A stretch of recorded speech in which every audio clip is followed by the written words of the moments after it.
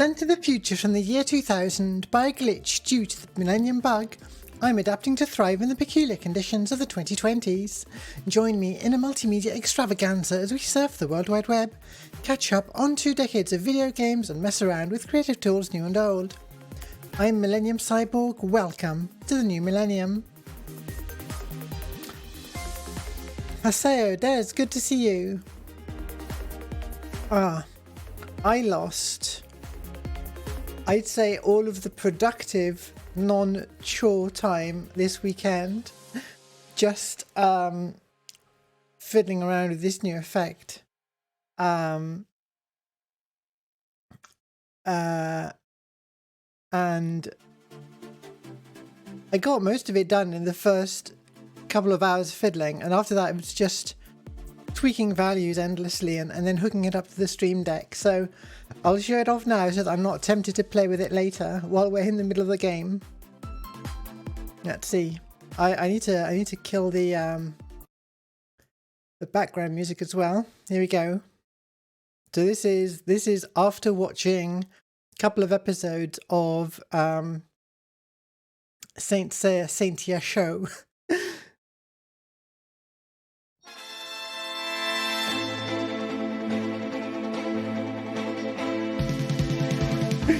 That's all it does right now.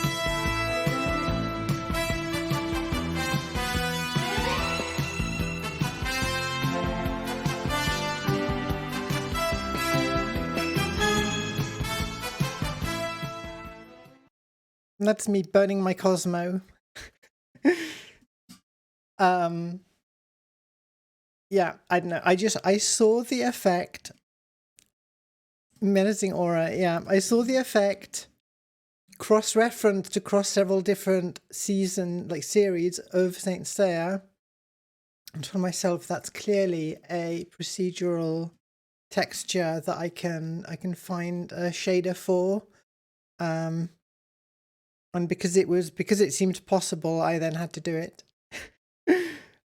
Maybe one day I'll hook that up to Twitch Redeem. I don't actually know a good way of doing that sort of thing at the moment. I think it probably involves third-party tools I don't currently have installed. Anyway, I am excited to dive into the second Journeyman project game, which I originally played in French as it happened. So it should be interesting. Laws, good to see you. Oh wow. That's the first time I've seen someone do a modified version of my emote. That's good. Yeah, time for puzzles. Thankfully, the game is not too hard to get working well. I already did the work to get it working properly. I've got to run it in a window, and then it's very small. And then I have to blow it up and look at it on stream to actually be able to play it.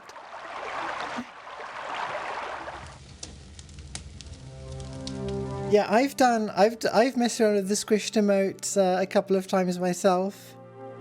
I just never thought it would happen to me.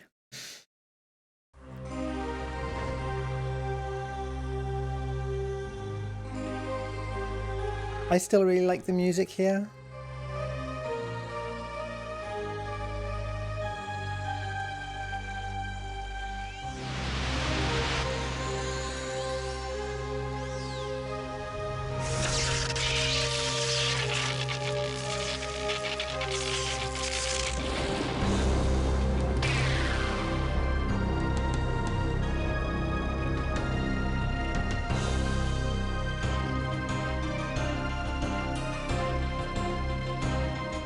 Yeah, the squished emotes are part of the default things that you can have as redeems.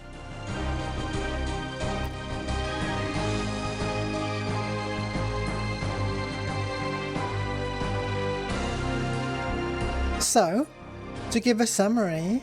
Oh, it's interesting that you can't squish animated emotes. I guess I haven't tried that before. So last time we saved time itself from the evil. Oh, oh, that's a good boop. That's a very good boop.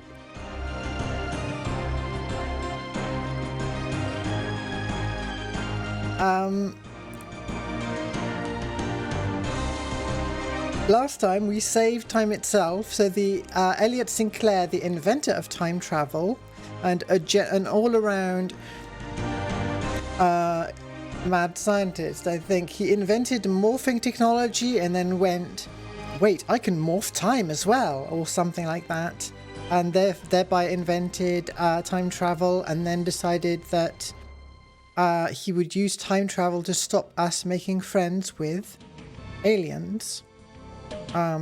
We foiled his plans, and as a result we were invited into the symbiotory of peaceful beings by the Cyrolan delegates at the end of the last game. But just before the game finished, the sequel to Animorphs, just before the game finished, or just as a preview of the next game, we saw our future self come into our apartment and in a different time travel suit and say, get in the suit, I'll explain, I don't have time to explain. And then other agents came and arrested our future self while we were teleported into his future. And that's what we're about to, that's the story as we're about to start it. So, what does it tell us here? The menu at the right has a toggle button that allows you to choose between walkthrough and adventure modes.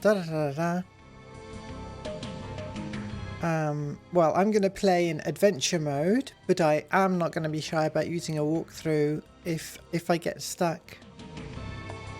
Remember to save your game often, and to experience Buried in Time at its fullest, turn down the lights, put on a pair of headphones, and prepare for total immersion. So I am now prepared for total immersion.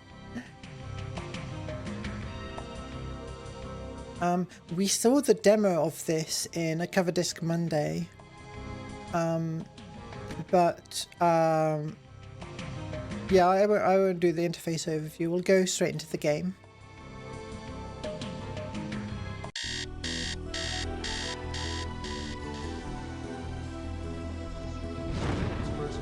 Earth has been officially admitted into the symbiotory of peaceful beings. Gratitude, but I honor you, Gage Blackwood, with the Paragon Medal for valorous service. Conference this morning, the government admitted the existence of the Temporal Security Agency, an organization.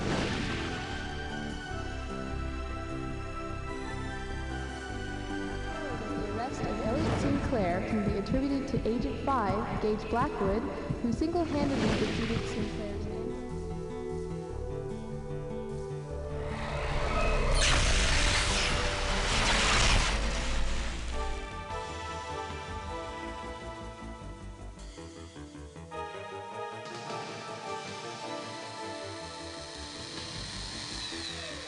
Quick, there's not much time to explain. They'll be here any second.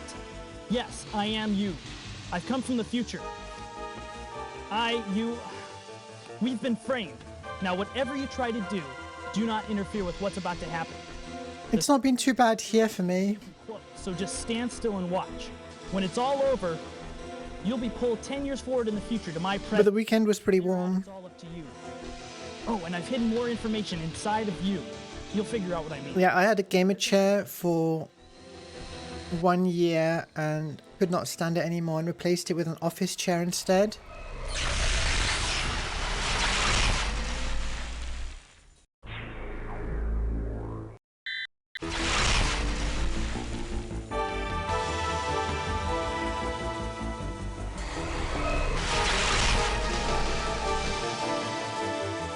For an FMV game, you know, this is pretty good.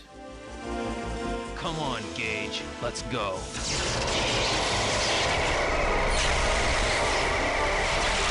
Like the amount of effort put into this, the CGI and the FMV sections and so on.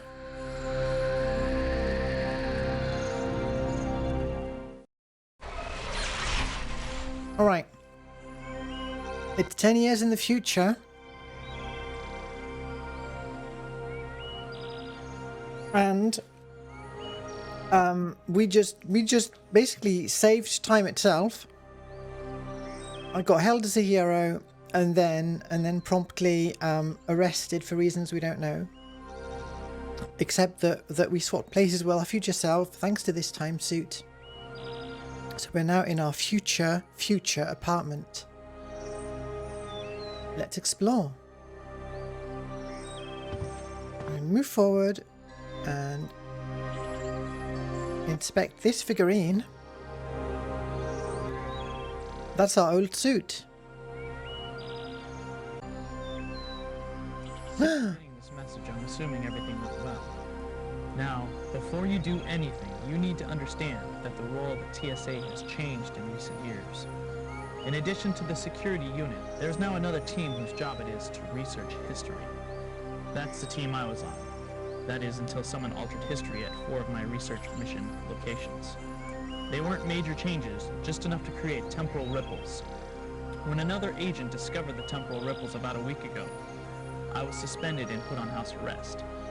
Then they discovered some evidence, and by the next day I was already on trial. I had just about given up hope last night when it hit me. I'm being watched, but you can still prove that we're innocent. So I've decided to break house arrest and jump back in time to get your help. Right now, I'm probably in jail. If they know where I am, they won't be looking for me. You'll be free to jump to any of my research mission locations to see what's going on. Now pay attention. This is important. Go to each of the 4 time zones and gather as many clues as you can find. Try and discover what's been changed and how. I've programmed the jumpsuit to auto-record any evidence you might find. Oh, and one more thing. I don't know if this has anything to do with what's going on, but I was at the TSA a couple weeks ago, doing an unscheduled check of the security grid. I noticed something was wrong. It seems a couple of the feedback jumpers had gotten crossed. A good portion of the security grid was compromised for I don't know how long. Anyone with the right information could have gotten into or out of the TSA, the Pegasus warehouse, or any of the restricted areas without even being seen. I'm still not sure why I'm being set up, but I think this might have something to do with it. Be careful. Our life is on the line.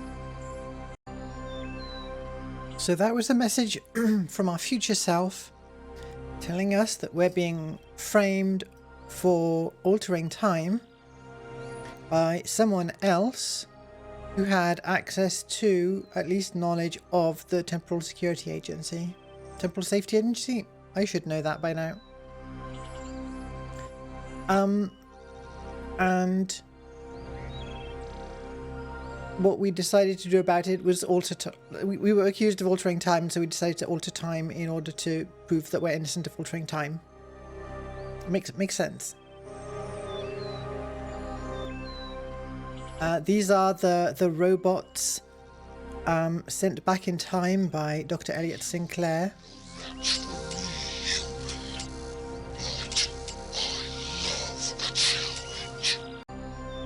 That we decided it would be great to have little figurines of, I guess.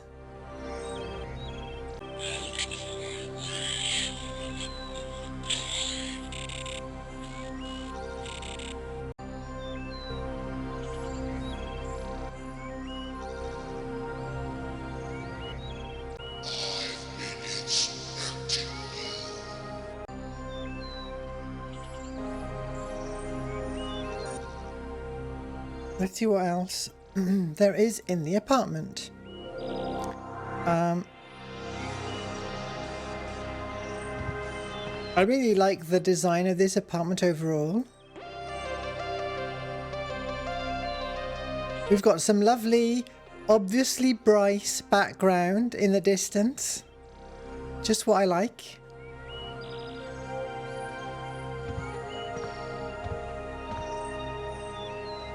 Our future kitchen. We already had what was basically replicated technology last game, so 20 years in the future. Val 9000. Yeah, it would be fun to model this as an environment. Let's see. Well, it's about dinner time, I guess. Unable to process the request. Wow. Breakfast? No. We've already had our meals. Wow. We're being denied food by the machine. We can enter product order codes here to do some handy dandy shopping. We don't have any post. Okay, so nothing more here. That's Bryce. That's a Bryce texture. I know that one.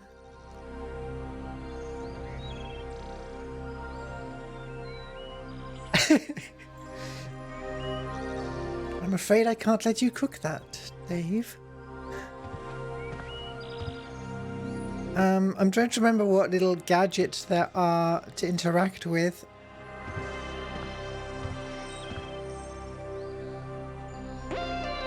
For some reason I thought I could interact with the bird there, but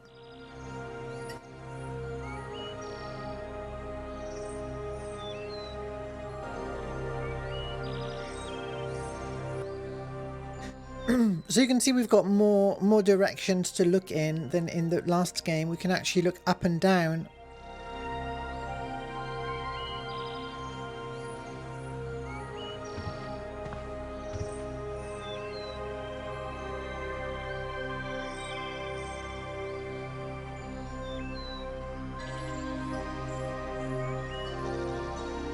Although it won't always be useful.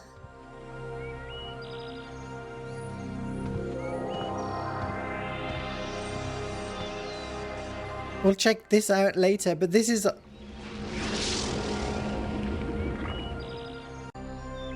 our television, sort of nook, holographic television.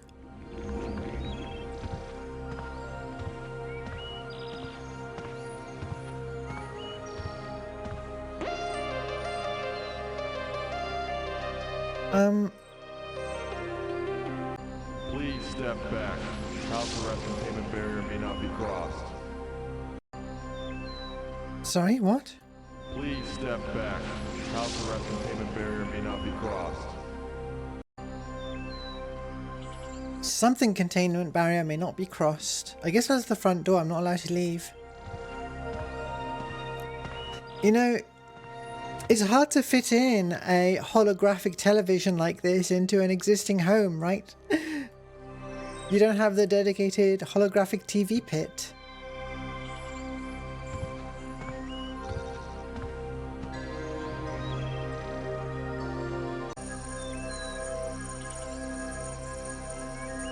This is a very inaccurate model of the solar system.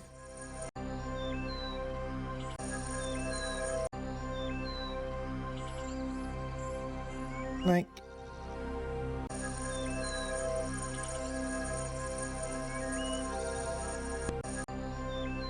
yeah, unless the solar system has changed or they know about a planet we don't.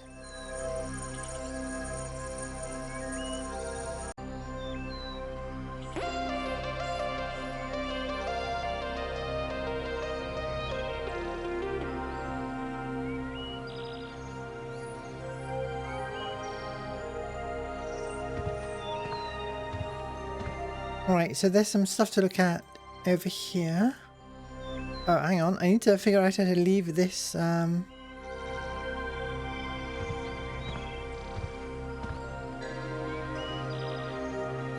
I click on the magazines, what have we got? Oh, we've got a Bandai figurine, a Journeyman Project Bandai figurine.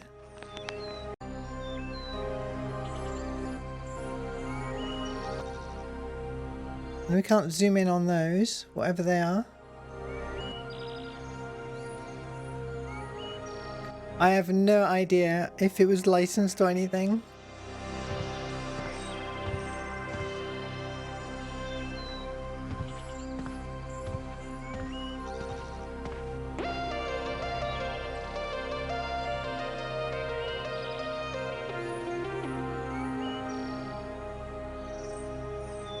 Well, it's a reference to the first game.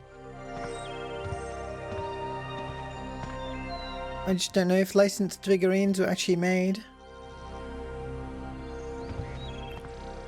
Alright, trying to get around. I'm sure these desktop toys have to be interactable as well, but they're not important.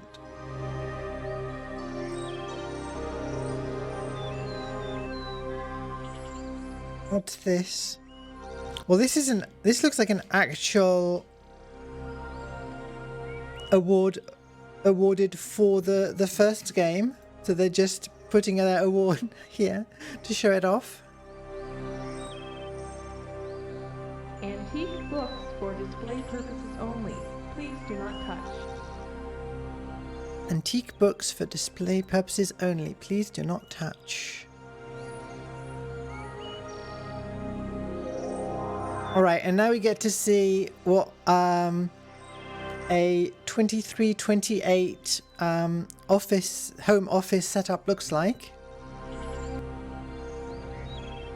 So we've got our lamp, our light hoop,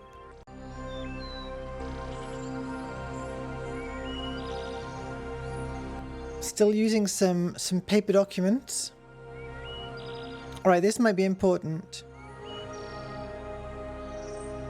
Oh yeah, like the stuff you find in the Doomslayer's office. Right, let's see. For the past few jumps, I've been experiencing a vague, dizzy sort of feeling when I time travel. It's almost like something hovering just beyond the reach of my consciousness, like a word on the tip of my tongue. And then the feeling goes away as soon as I get to where I'm going. I've never heard of anyone experiencing this before, so I'm afraid that I might be developing some kind of time travel disease, or maybe a sensitivity to it. Not that I'm surprised, no one's ever proven that time travel's entirely safe. We're the guinea pigs. Well, whatever it is, I can only hope that it doesn't get any worse. If it does, I'll have to let Chalman know. I don't understand it. The coordinates of the station were supposed to be accurate to within a millimeter. But somehow I just ended up floating in space where the station had been about an hour earlier. Unless the location and velocity data were wrong, I don't know how it could have been so badly miscalculated. So this is one of the points in time that we have to jump to, and it's telling us, it's basically giving us hints about the situation. I don't know how it could have been so badly miscalculated. They said they took everything into account, down to the most negligible effect on its velocity by any bodies within 1,000 light years of it. I could see the station drifting out there, but I couldn't get to it. The suit doesn't have any kind of thrusters. TSA protocol says to scrap a mission if something unpredictable happens, but this is obviously just an error in calculation. I think I'm going to go ahead and try to find a way to get to the station, but if I go into the TSA looking for a thruster, someone might wonder what's up, so it looks like I have to get creative. I came up with a pretty cheesy idea for propelling myself to the space station. I can't believe it actually worked. So take a note there. Not that it matters. Even after getting in, I kept running into barriers. No oxygen, no gravity, jammed doors. And here's the kicker, I heard a voice. There shouldn't have been anyone there. Whoever it was saw me and told me to get off the station. Actually, I'm not sure he saw me so much as detected my presence, but still I had no choice. I had to abort. It's a miracle I didn't cause a ripple. Maybe because whoever it was died up there before coming into contact with another human being. But I can't help but think, what if it was Farnstein? Did he live longer than we believe? The station was obliterated. Yes, so you've got it right. How could he have survived? Or could the stories be true? Might it have been an artificial life form that he created? I can't escape the irony. I went there to learn the truth, but the truth is what's forced me away. Maybe this is a sign that some things are meant to remain unknown. So this is a different diary entry, and we're talking about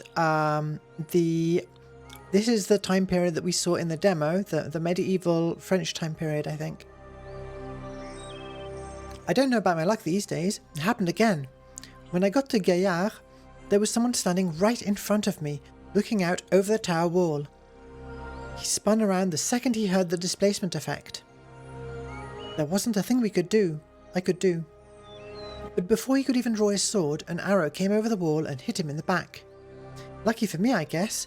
He would have killed me. Can you imagine the distortion that would have caused? It should have created a huge one as it was. I guess we're just damn lucky and the arrow would have hit him anyway. I don't get it. The jump locations are supposed to be scanned with a fine-toothed comb. How could they have not noticed? I'd like to hear the explanation for this one. And then, I go to watch Philippe Augustus's men climbing up through the garderobe. And when I get there, all I see is the grappling hook they left behind. So the reason we're visiting these time periods in the first place is because we're part of a unit that's supposed to investigate time, separate from the unit that we used to be part of that just protects it. I guess they ran out of there weren't any further incidents for 10 years, and they decided they had to find another use for the time machine.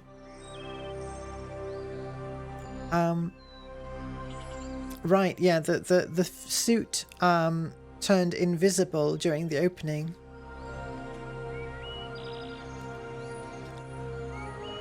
When I get there, all I see is the grappling hook they left behind. The whole reason I was sent there was to document how the castle fell, and they got me there too late for it. I know it's difficult to distill accurate information from historical accounts, but this is twice in as many missions. I guess I'm going to have a little talk with the guys in research before I end up materializing in the middle of a Shriners convention. On my last jump, the strange feeling that I've been experiencing during time travel became a little more tangible. I became aware of a faint, almost imperceptible ghost image of my jumpsuit floating slightly out of phase with myself. I'm assuming it's a glitch in suit circuitry. The time phase synchronizer is probably malfunctioning. That should worry me, but I'm actually relieved. At least now I know there's nothing wrong with me. I'm going to have Bill run a diagnostic on my suit tomorrow.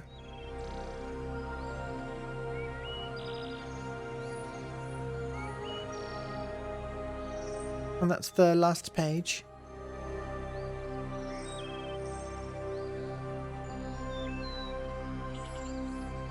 I'm trying to find the hotspot. There we go. Right.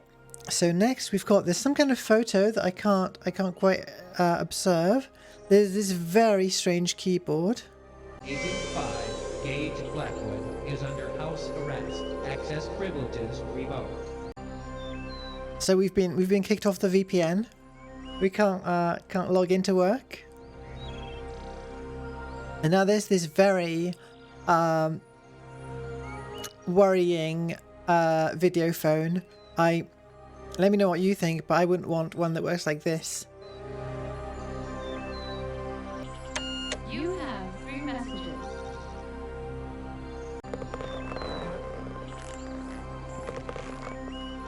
Mr. Blackwood, this is Mark Johnson from Interactive News Network. I'm just calling to see if you'd like a chance to tell your side of the story. Give me a call at Sector 10, 569-82227, and we'll talk about setting up an exclusive interview. I hope to hear from you soon. Well, I know the Doctor Who episode I think you're talking about, but I thought that Doctor Who episode was quite some time later than this game. But that did remind me of this when I saw it. Yeah, borderline body horror. So that was a news anchor asking us for an interview.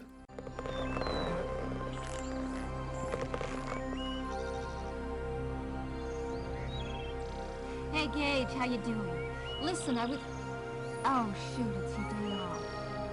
You're probably in Tahiti, as usual. Well, anyway, I was wondering if I could borrow your Environ system. The record button's busted on mine, and I haven't had a chance to get it fixed. And hey, you do me this one favor. I might be willing to forget our bet. Remember? Grab ball last week? Thought you'd get away with it, huh? Not this time, pal. I beat you fair and square. So call me. I'm at home. Thanks. Bye. So, I cannot remember if that was our colleague or our love interest from last game, or both. The Doctor Who episode in question aired almost 10 years later. Right. That's how I remembered it. I guess the horror of a face stretched out like that. You know what I wonder? Is when you have to make a call, do you have to stick your face into the machine? Is that how it works?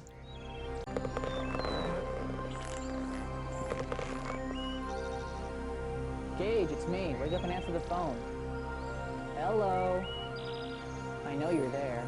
Where else could you be? Well, anyway, you owe me, pal. Yeah, it's like those toys. I just pray they don't realize their key evidence is missing before you figured out what's going on, or we'll both be in neck deep. I mean, it wouldn't take a genius to figure out that I was the only one who could have taken it. But hey, they wouldn't fire me, would they? I'm their chief technician. Who else do they have to get their net games running? I'll send you this suit as soon as I put in an Opmin biochip. If you get a chance, you'll want to modify it to automatically record evidence. And if you need anything else, please, hesitate to call me. Oh, and Gage, do me a favor. Erase your messages for a change. Thanks. Good luck, buddy. So that's the chief technician at the TSA who helped us with our plan. And I guess now we can erase the messages. No? We cannot erase the messages.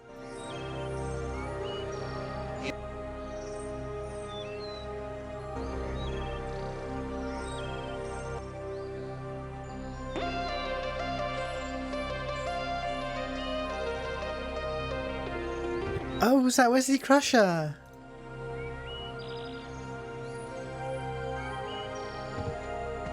Whoops. Alright, I think the things we've got left to do are check out our biochips and check out the holographic TV. So we have a blank biochip for some reason. We can download something onto it. The cloaking biochip. We have to stand still to remain unseen. Evidence biochip that will record everything we see. Some files, okay. How do I use these? Interface, I don't know why some of these don't seem inherently useful. And the time jump biochip. Okay, so if I click this one, I can see the jump menu. And we've got 4 different time periods. Interface, okay, we can save. Oh,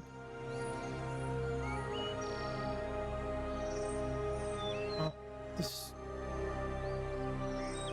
It just puts me in a very unhelpful place to save, so give me a moment and I will call this Journey 201.save. Go.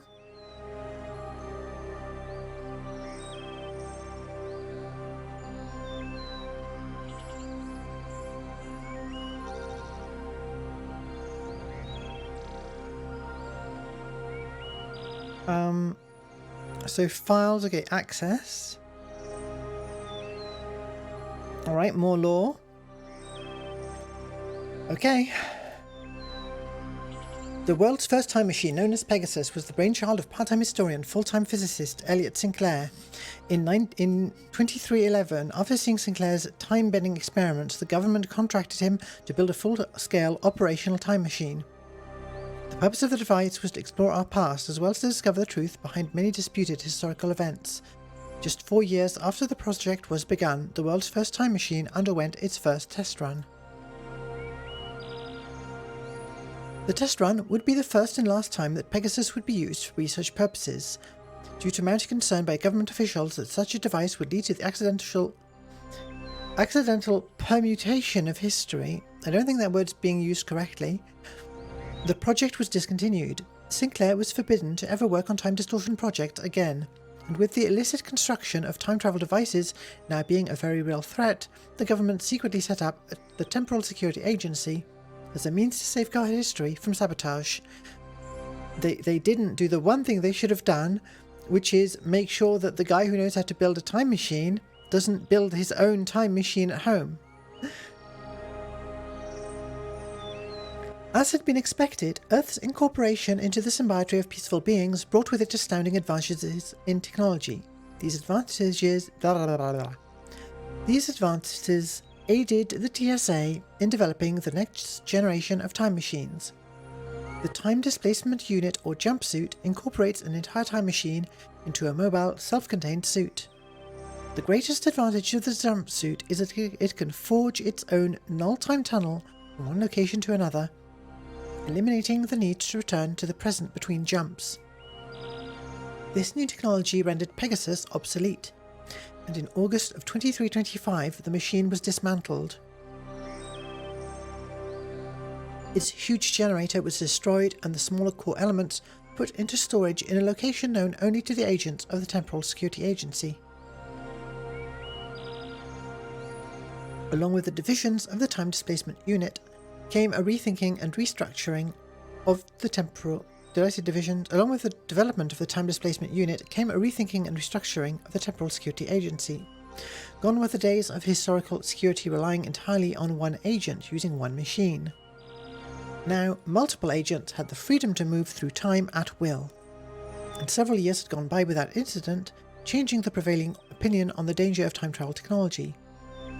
In 2327, the decision was made to expand the Temporal Security Annex to include a historical research team. This team, self-dubbed the Deep Time Unit, is comprised of 4 individuals who are each responsible for researching and recording various parts of history, and that's our job.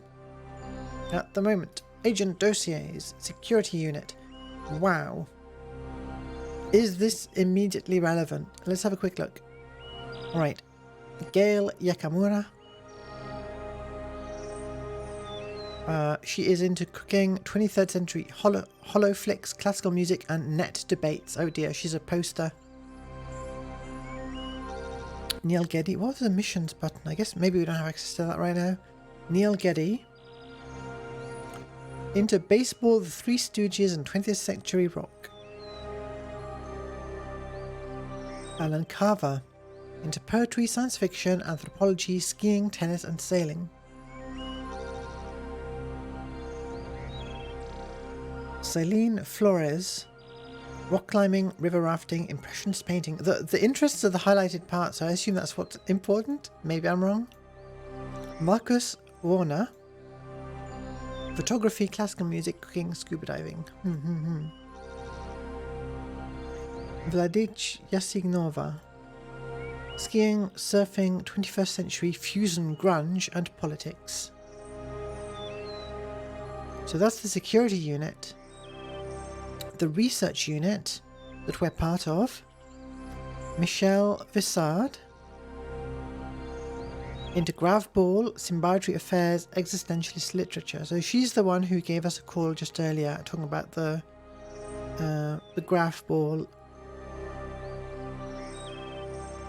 Her missions are investigating Auschwitz, Hiroshima, the terrorist massacres of 2019, and the Appomattox Courthouse in 1865.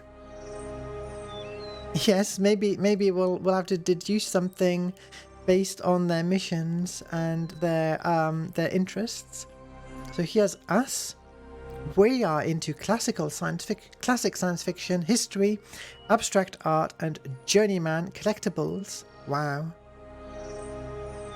And these are the missions that we will be doing over the course of the game. Chichen Itza in 1050 AD, Chateau Gaillard in 1204 AD, Da Vinci's studio in 1488 AD. So all, you know, in the ancient past, and then Farnstein's lab in 2247 AD. And that one's a space station. Roger O'Rourke, Greek mythology, history, theatre, volleyball. Sumer, Crete. This is way back in the past. Tahiti and China.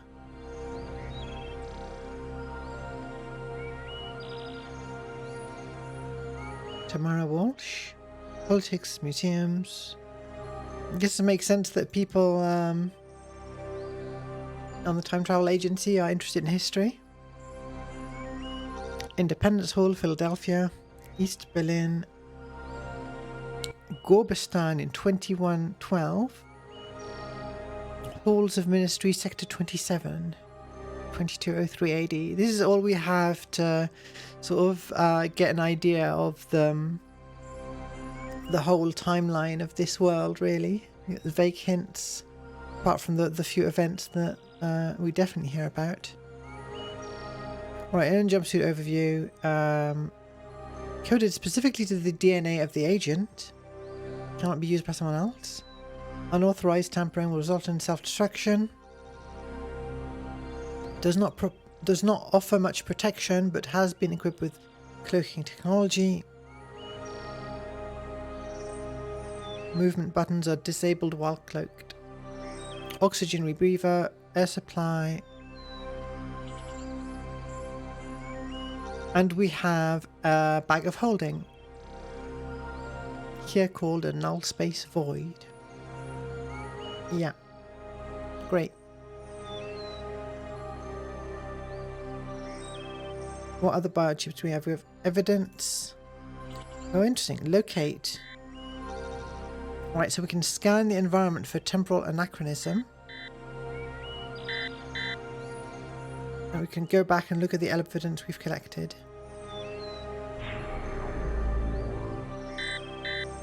We can cloak. There we go.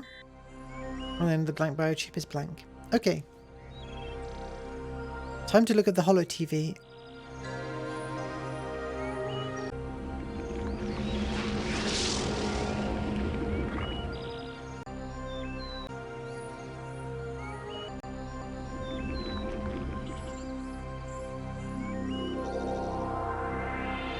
We have to move around to the other side. No.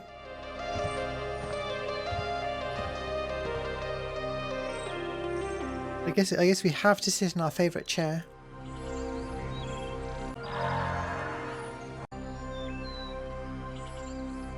So, like the last game, there are some kind of environment controls.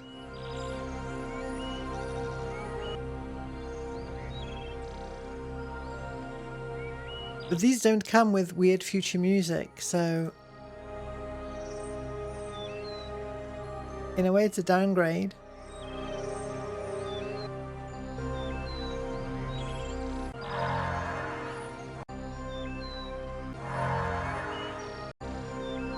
And we have the TV prop up.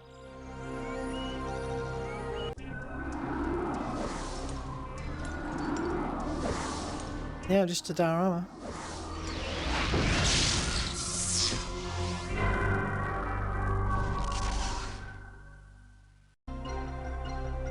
Wow.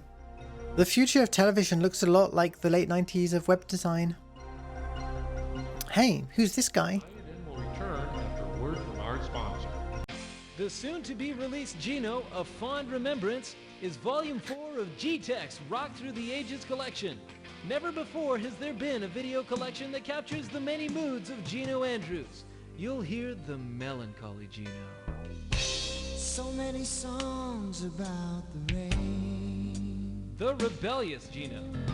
When you selling yourself, set a price to pay. When you're selling yourself, make it some way. Yes, the carefree Gino. It's been my dream to be a traveler of sorts, to visit all kinds. And of course, the lovesick Gino. A song for her is all she wants from me. All of his chart-topping videos are here, brought back from the archives of the past and completely remastered in stunning 4D sound. In fact, Gino A Fond Remembrance is the most complete collection of Gino's hits ever compiled on one EC. Call our toll-free ShopNet line now and receive a free sample from the upcoming EC that's bound to be an instant classic. Gino, A Fond Remembrance.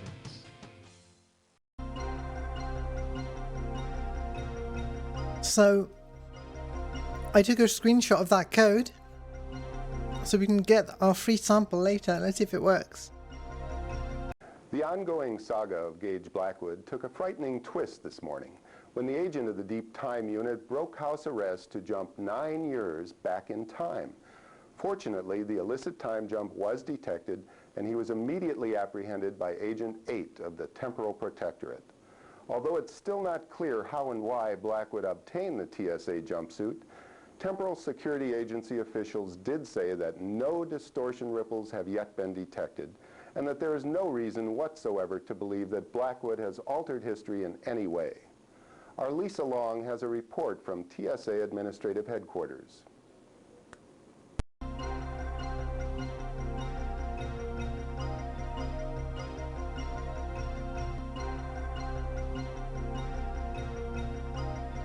In a strange turn of events that can only be described as unimaginable, the highly decorated I wish it had subtitles. better known as Agent 5, Yeah. Deep Time Unit, They missed their chance to predict VTubers. historical sabotage.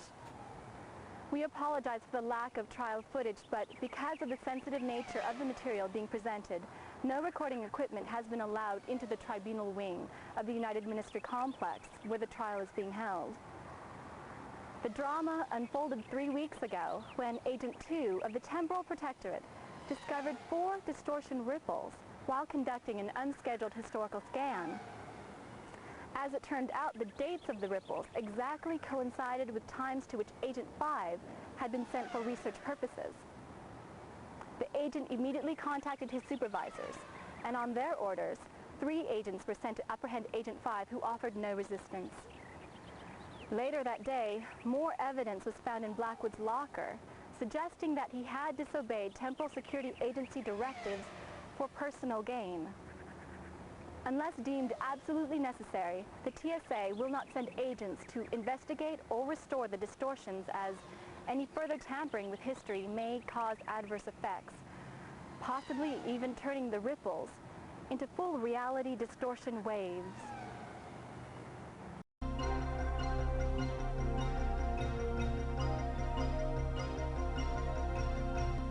Wow. Prosecuting attorney Phil Stevens alleges that Agent 5 intentionally altered the past in 4 of the 10 time zones to which he had been sent for research purposes, his only apparent motive being personal gain. In so doing, Agent 5 would have knowingly violated Temporal Security Agency ethics, as well as the law. As temporal sabotage in any form is considered the worst possible crime against humanity, Stevens is aiming for the maximum allowable sentence. This is a whole thing. We can keep clicking through. Hyperlinks. Crime Intervention Commission. As crime began to decline after world unification, the number of policing agencies also began to decrease in number. With the advent of the transporter, the need for such agencies decreased even more, in both number and kind. In 2237, the Crime Intervention Commission was formed as a single agency responsible for controlling crime worldwide.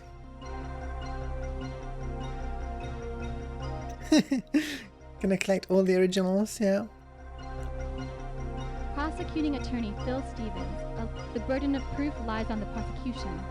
They have to prove beyond a reasonable doubt that Gage Blackwood was responsible for the distortion ripples. There is strong... Alright, so there's a bunch of evidence against us. Both computer records that place him at... Witnesses for the prosecution have included Agent 2 of the Temporal Protectorate. This is a lot. I don't remember there being this much in-depth background info. The investigation began when Agent 2 ran an unscheduled historical scan. A temporal ripple. We had a full-on reality distortion wave last time.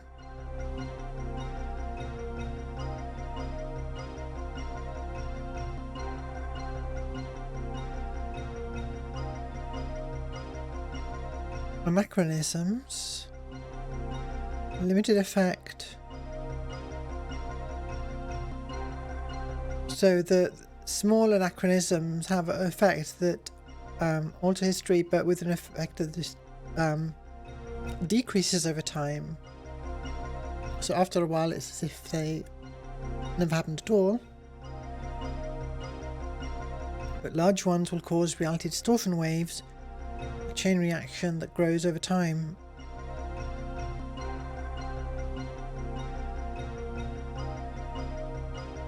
So the chief technician is the one who talked to us, right?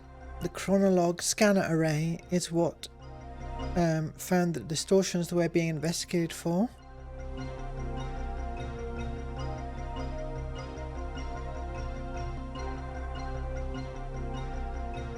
So they only do a quick defragment most of the time, and they do a full defragment twice a year.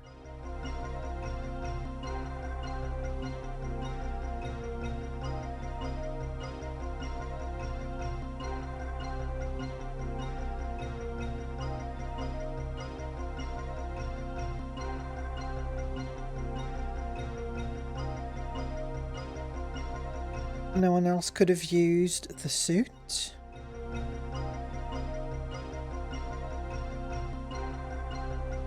We were definitely there at each location. Ah, okay.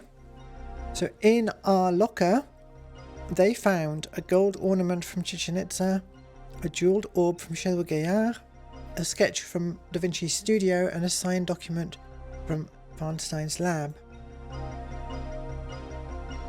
So, now we get to learn some history, real and fake. Chichen Itza. The ancient Mayan city of Chichen Itza was founded in the year 514 AD.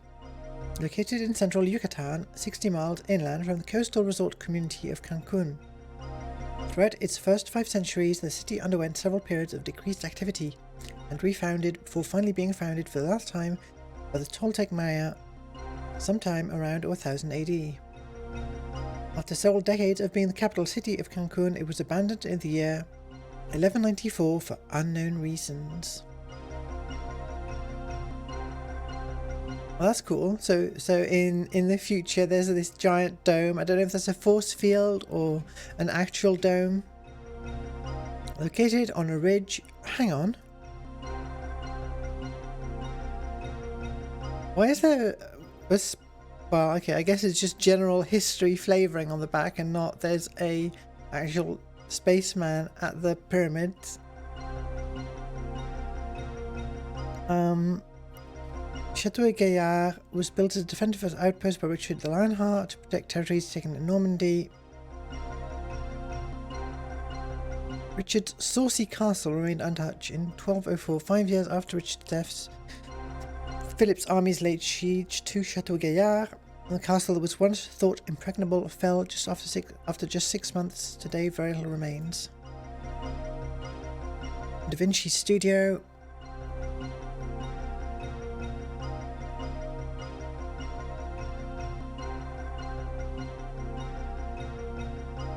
Just generally talks about Da Vinci. Alright, so this is the stuff that is game lore.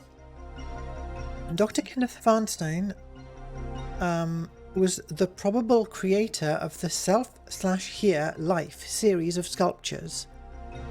Born on July 7th, 2179, Einstein was an exceptionally gifted only child. He was sent to the best schools, ultimately earned PhDs in cognitive science and artificial intelligence. His thesis, an introspective examination of the foundations of sentience. This statue sculpture is called Self-Awareness, a morphing sculpture. Is a remarkable text that to this day required reading for most students of cognitive science. Gentech, he made money at a tech company, bored, discoveries to be made, decided to go into art. Earned a reputation as a passionate patron of the art. Without warning or explanation, sold off his stock and purchased a 50-year-old decommissioned research station, Amarax, which is a deep space research station originally commissioned in 2173 by the Magellan Corporation as a long-range parallax array platform. Deep solar orbit outside the apogee of Pluto, positioned to scan deep space for singularities for possible commercial use. The Amarax is better known as one of the more famous Flying Dutchmen in astronautical history, purchased and refurbished by Dr. Kenneth Feinstein in 2221. The Amarax was discovered in the year 2282 by a salvage vessel scanning low Saturn orbit for ice mining rigs. It had been severely damaged by an asteroid shower and was floating derelict. Inside, the crew of the salvage vessel found an advanced biocomputer and 4 remarkable interactive sculptures that were later credited to Dr. Feinstein. Though the works have since been recognised as masterpieces, for the superstitious crew of the space sweeper Lazy Jane, they were the memories and ghosts of a long-dead crew, and the eerie story of the Amarax is still told among spacers in the cold, dark stretches between the stars. So he moved the station to deep solar orbit under veils of secrecy and disappeared. 2 decades later, he reappeared briefly on Earth, began selling paintings. Spacers. I think I first heard spacers used in Isaac Asimov stories, but I don't know if those came earlier than other instances. So he was selling some paintings, he was selling people, they were made by an artificial intelligence which he had created, and he was selling them to finance his research.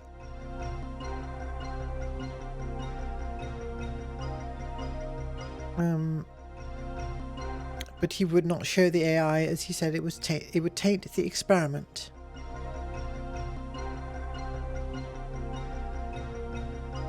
That's the story of the station.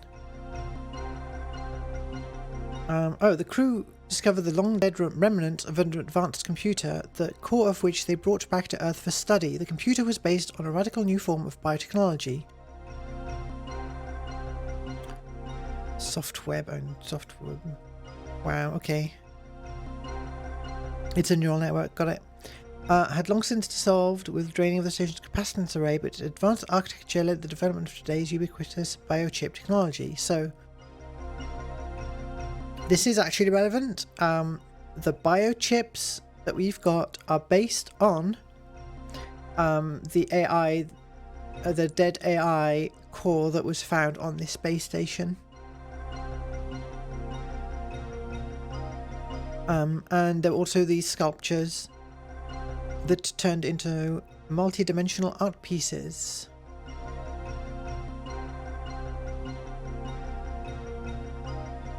Remains of Dr. Feinstein were never found, presumed dead in the accident.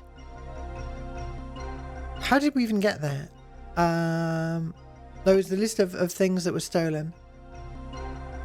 Robadina, good to see you. We're diving deep into the interweb of 2328. I think we finished that bit. Okay, defense. Absence of an alibi or any evidence proving Agent 5's innocence. So there's not much to our defense, I guess. There's character witnesses. testimony of character witnesses that it is not likely Mr. Blackwood committed the Saying we're a cool guy who saves time itself. Why would we steal 3 baubles? guilt. He will go free. Witnesses for the defense has not yet had the opportunity to present its case. However, we have With us now is William Doughton, the TSA Chief Technician. He joins us live from the Temporal Security Agency Administrative Headquarters. Thank you for joining us, Mr. Doughton. Do we know this is the guy You've known who for many years, and I understand that helped us steal the time suit to prove our innocence? Absolutely not. The thought that he could be guilty never even crossed my mind. I mean, friend or no, here We're basically committing the crime that we were accused of in order to prove our innocence of the crime. violating it. That's ridiculous. And if you don't believe me, look at his record. The man's a decorated hero. You can't overlook that fact just because it doesn't fit neatly into the story the prosecution's trying to sell. Isn't it true you testified that no one else made a time jump to any of the altered historical locations? No, actually I testified the scanners didn't register anyone making a time jump to those locations. What we actually need to find on this TV is all of the ads, or at least some of them. Shadowed Agent 5's jumps. If a second time traveler were to make a jump within a few seconds of the first into the same location, the chronolog scanners probably wouldn't recognize it as a second jump. Have you been able to test this theory? So he's speculating that if someone else jumped at the same time as we did, Same null time tunnel and land in the exact same place, well, then it wouldn't have been spotted. And you believe that someone found a way around this? it's possible, yes. Okay, well, thank you for your insights, Mr. Doughton.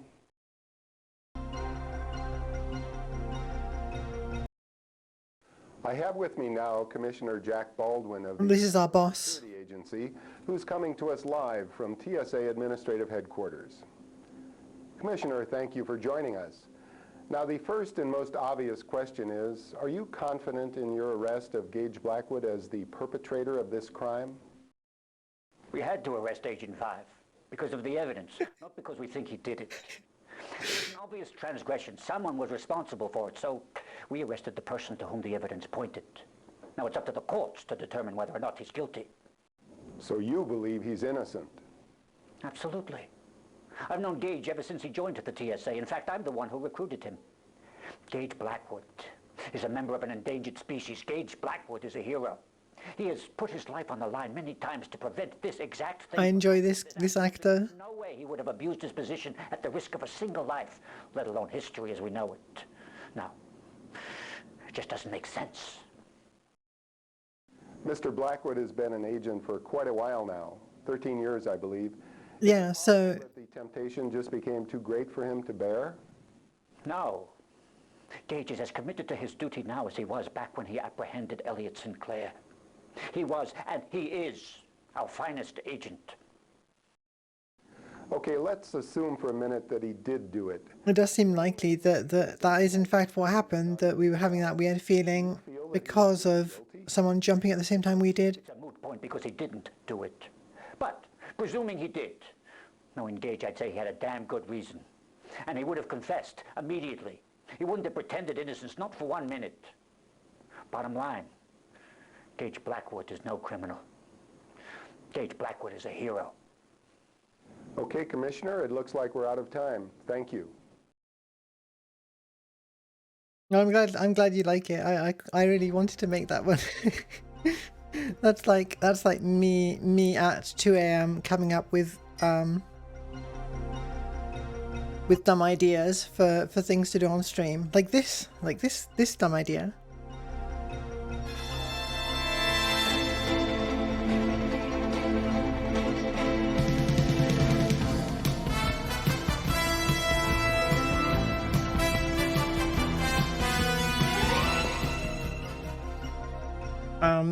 I spent like an extra hour making sure it actually works on every screen and with the lighting on and off and everything.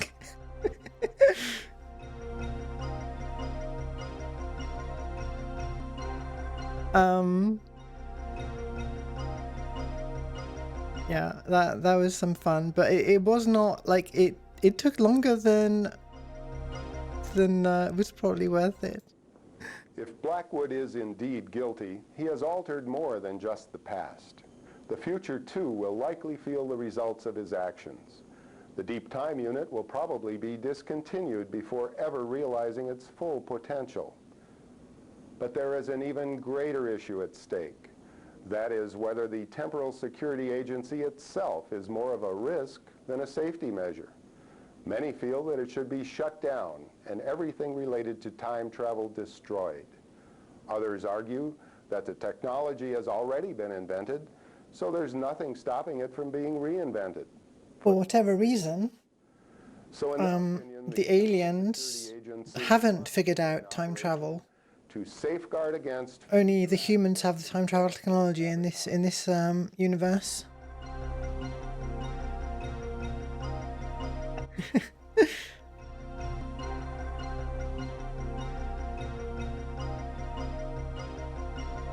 Oof. Okay. One of these stories is going to give us the ad we need. INN will return with a word from our sponsor. La peinture fraîche. Jote Latzande. Sasta Gorsht.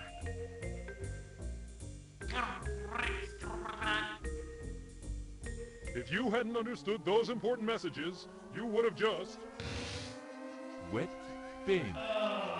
screwed up your best suit, Flippity Van Van. driven off of a cliff, Cheap meat. been poisoned, Restaurant smoking in the lobby. and peed your pants on a foreign planet. Yes, for all those reasons and more, there's the Omniglot DM dual mode translator biochip from Samco. Just pop the Omniglot DM into any standard biotech interface and voila! No more frustration, no more confusion. The Omniglot DM instantly Biochip, you say? forms of any known language. It does it all. The Omniglot DM translator biochip from Semco. Get it today. Samco Translator Biochip available at Frugal's and other fine stores for a low price of $199.90 or order over ShopNet. Product order code 689222378. That's 689222378. Yeah, it sounds like the sort of thing that would be handy as a time-traveling agent. In fact, you'd think they would have given me one in the first place. Continue to meet with Symbiotry representatives today in the Assembly Hall of the United Ministry Complex. Yeah, unfortunately, the commercials are great, but the law dumps are otherwise a little dry. To discuss the place of time travel technology in the symbiotry of peaceful beings. Today marks the beginning of the third week of negotiations, yet there is still no end in sight. Sarah Michaels is standing by at the United Ministry Complex with a report.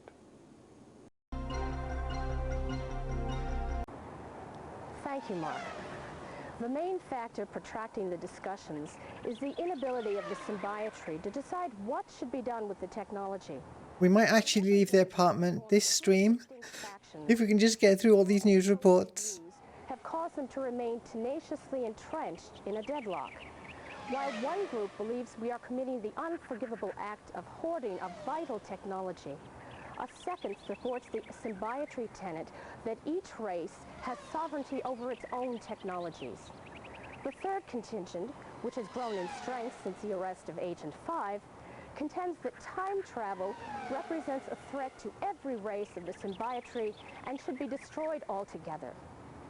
Even though most attending races strongly disagree with humanity's sole ownership of the technology, our heads of ministry refuse to acknowledge their arguments, citing its inevitable misuse as their foremost concern.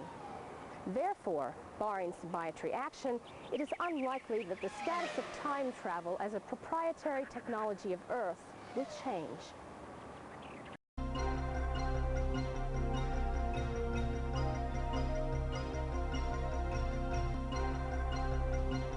This is too much law. The opinion originally held by the majority of races represented at the talks is that time travel technology is So last time, self-discovery, and as such, should not be denied to any race. last game, we didn't know much about all of the other alien races in this symbiotry of peaceful beings. Destroying the technology. we just knew that the delegate that came to visit us was a member of the Cerolans. An unfortunate illustration of the danger of time travel. Alright. The Luxoni, biologically unlike anything known to humanity, perfectly adapted for life on a rogue multi-orbital planetoid. Their homeworld careens through deep space from one solar system to the next. Changes in gravity and temperature stretch and crack its tortured surface, creating fissures leading deep into its crust. In these hellish caverns, it's these hellish caverns the Luxoni lovingly refer to as home. So they live in darkness, ultraviolet sight, navigate caves, communicate via changing light patterns from rocky plates on their body. They can focus beams of UV light for long-range communications and for identifying types of mineral, which is what they eat. Powerful projecting mandibles of the Luxoni serve to both crush their food and clear passages through the caverns. This is mildly relevant for stuff later in the game.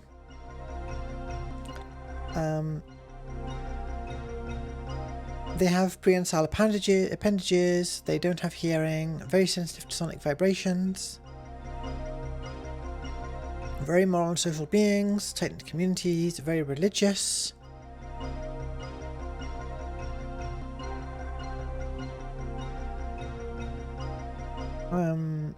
They developed anti-gravity vehicles before spaceflight. Right? The opinion originally... Yeah. The Dorloon and Right, the Dorloon are slow-moving, docile creatures, super intelligent by human standards. Complex multi-level brains. They can think several lines of thought at once and have multiple personalities.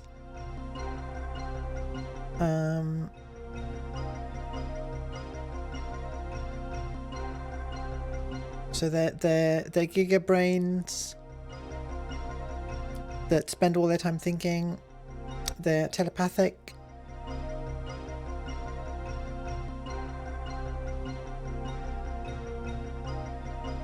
But they spend so much time thinking that they didn't really develop technology very far.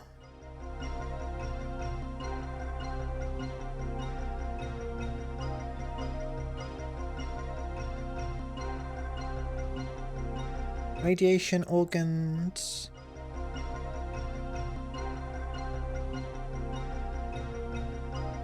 I don't have a clear idea of what these, well, if any of them look like. 25 of their personalities constantly arguing about the canon of a fictional series. That sounds like what would happen. Alright, and the Zangtrakar, suspicious members of the Symbiotry, archetypal pragmatists,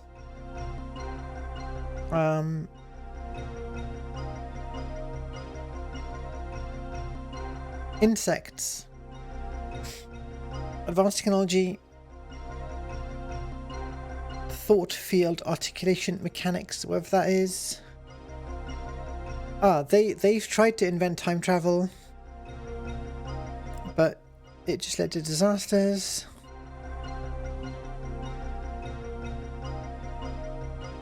Reproduced by fragmentation,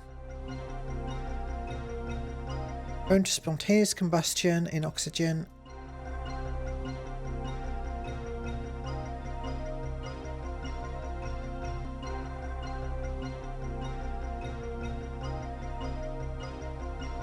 The Dorloon and Zangtrakar, on the other hand. And the Symbiotry, do we have any other details? No. Perhaps Brandon Farlink, the Dorloon. So overall, the Zangtrakar say it's just another tool. The Luxoni say we should destroy technology. And the Dorloon say that it would be useful and a waste to destroy it. Okay. The opinion originally... Perhaps Guildford Denial. being recently abandoned. Oh, we've got more. Okay. Two of humanity's staunchest. The Kryn. Aquatic Homeworld. I thought there was just like one race that was relevant in this game. The Kryn are basically like dolphins. Got it. The Cerolans, they're relevant. Oldest race in the Symbiotree.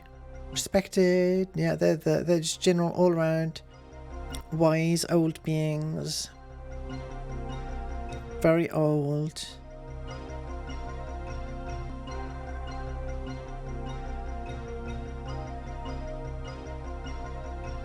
Despite being recent. They should just have a picture of each race rather than their planets. That would help me remember. The most whimsical. 0.25 meters to 6 meters. They adhere to any surface.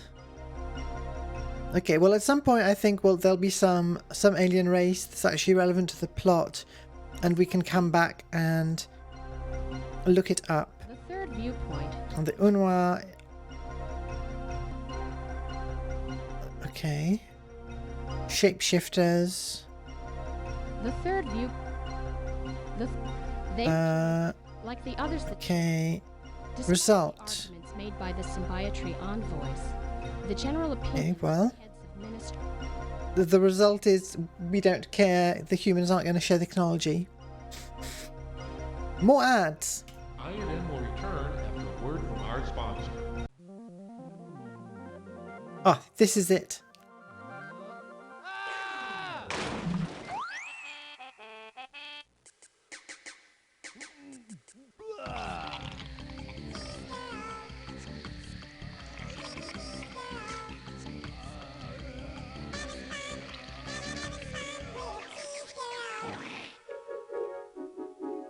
Cheese girl. Doesn't this make you want to buy a can of Cheese Girl?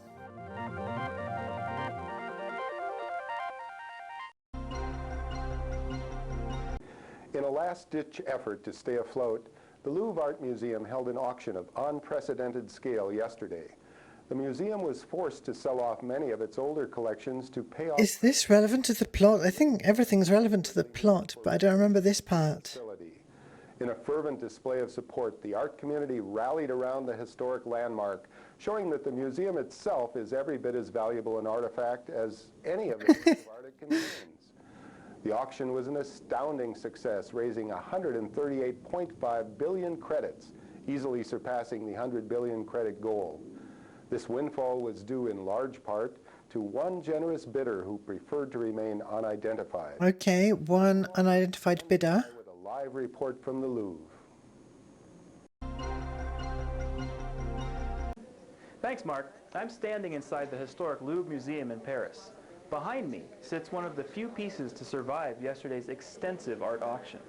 Items up for auction included artifacts and works of art from many of the Louvre's oldest collections, including the Da Vinci exhibit, the ancient Egyptian, and Toltec Mayan exhibits. 4 particular items were snapped up by a generous bidder who paid much more than the asking price. The bidder's identity is unknown, but it is assumed to be an art enthusiast who didn't want to see the Louvre shut down.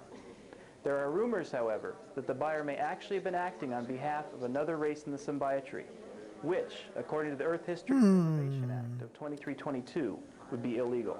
We're told an investigation may follow. So it's illegal for aliens to be buying up Earth art. Will be enough to keep the Louvre in operation for at least the next 5 years. However, they warned me that the price of admission may go up in order to help cover operating costs. A small price to pay for such a wealth of human history and culture. Yeah, the lighting here on the green screening is especially bad. The Louvre's financial difficulties arose from a combination of rising maintenance costs, overspending, and lower than normal attendance. Several. Okay, yeah. The 4 items that the unidentified bidder purchased included the ceremonial coffer, an unidentified bidder, Leonardo da Vinci's Codex Atlanticus, and an interactive sculpture entitled Self-Awareness, credited to Kenneth Farnstein. Attendees of the auction said the buyer did not try to purchase any I'm very suspicious. but immediately made an excessive bid on these 4 artifacts as soon as the bidding opened. So, items related to specifically those 4 time periods that we are responsible for were bid on by an anonymous buyer, possibly alien. Yeah, as soon as bidding opened. Experts estimate that the unidentified man paid at least 7 billion credits more than the true value of the pieces. Alright, and we get to learn more about these pieces. An unusual jade and gold coffer. Played a role in religious ceremonies. Cavern below the pyramid.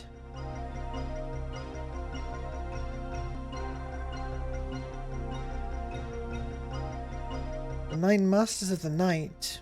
Gods of the Mayan Pantheon. Okay, this might be relevant to puzzles later, but I can't absorb any more lore. Or real history for that matter. Alright, a cylindrical coffer with some locking mechanism.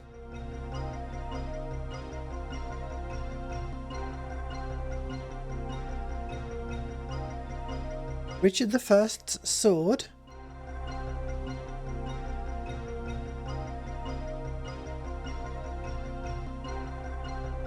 Lost forever. Thought to have been lost forever after the specific siege that we are travelling to. They misspelled millennium. I should know.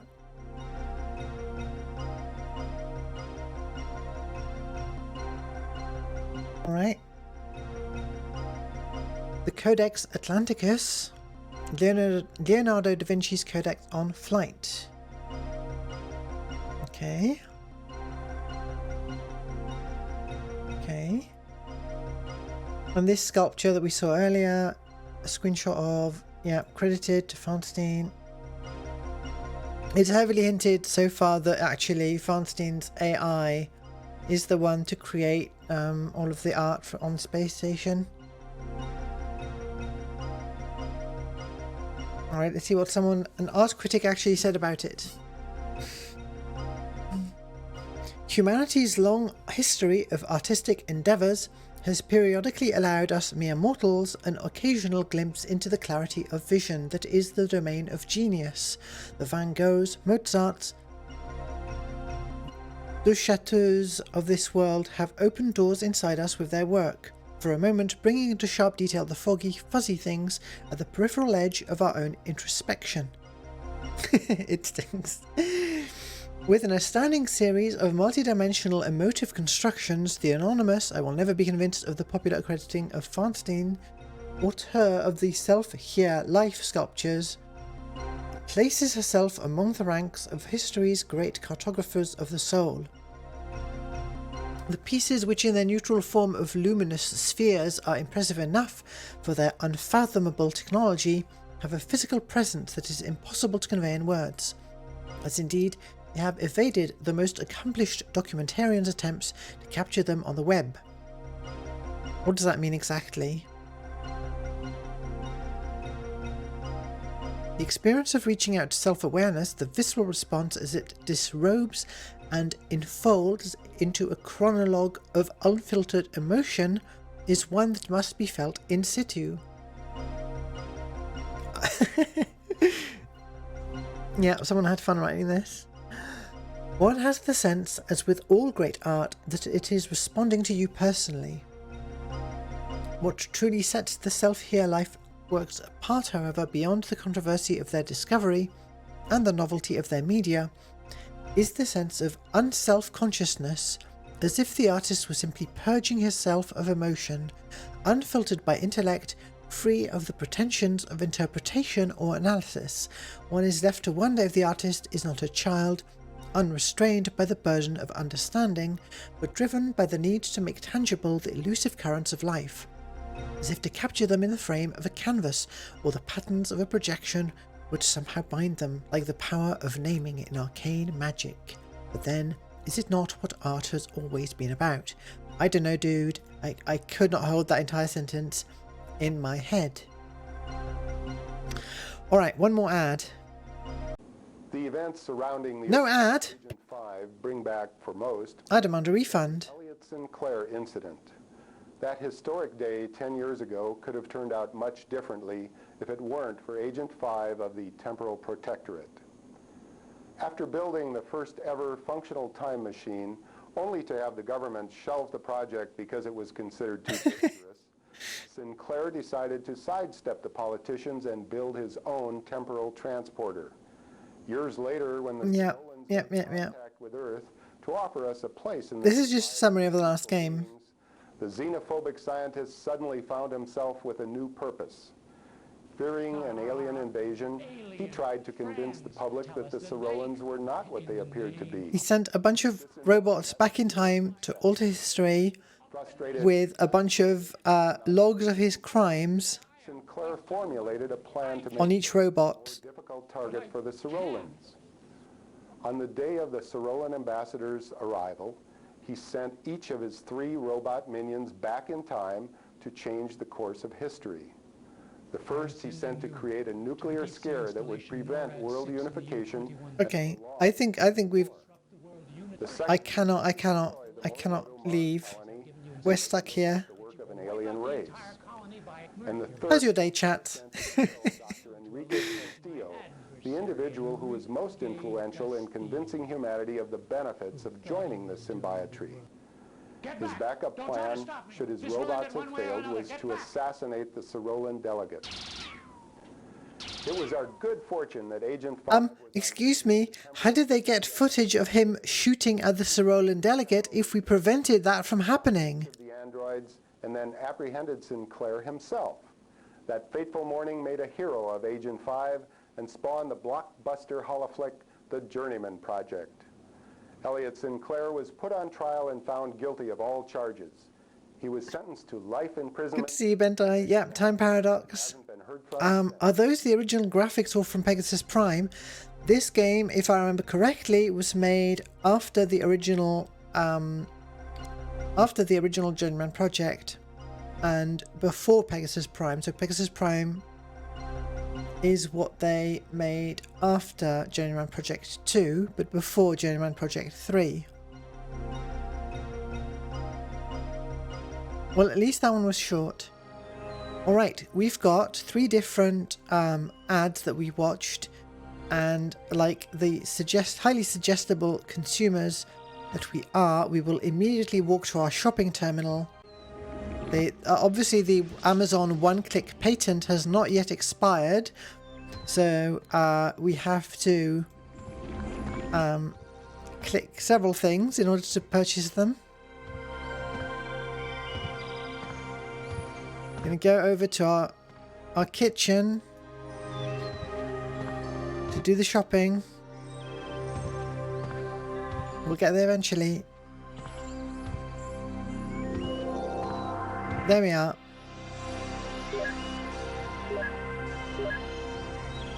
Alright, so let's have a look at the screenshots I took. First was Gino, Fond Remembrance, free sample, EC, whatever EC stood for. 538 48257.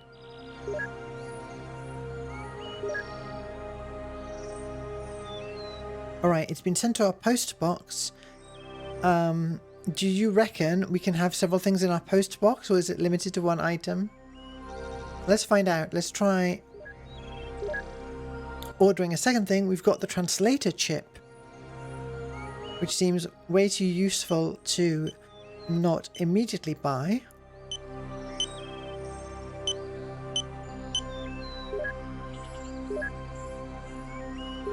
And finally, we have a can of Cheese Girl, a canned cheese product.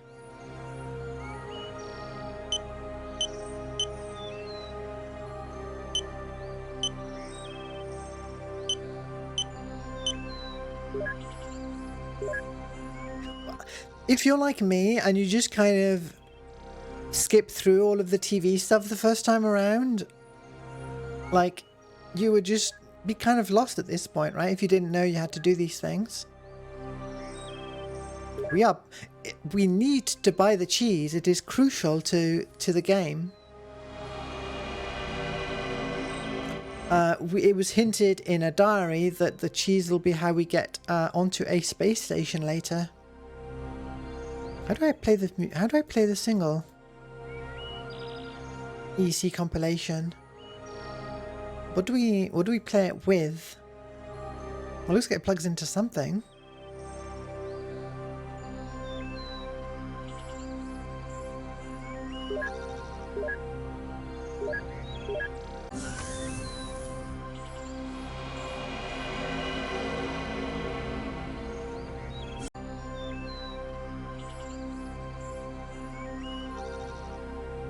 So I think this is another thing where we scan the environment. Oh, you know what? This translator chip is going to be useful in the Mayan time period, I bet. Yeah, that was basically me as a kid. I was playing these games and I was really fascinated by the world, but I just could not get through them without a walkthrough. And one more item.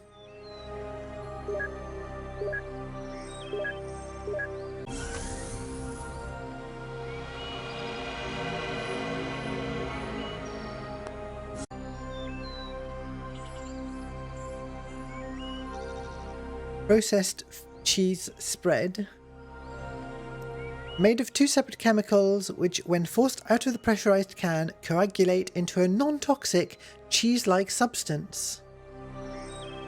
Warning, contents under pressure, risk of inadvertent propulsion in zero-G environments.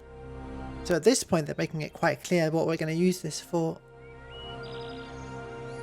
Cheese wedge design, yeah. Yeah, and then we've got the biochip. And how do we play the single? Do you reckon we've got a device that it plugs into?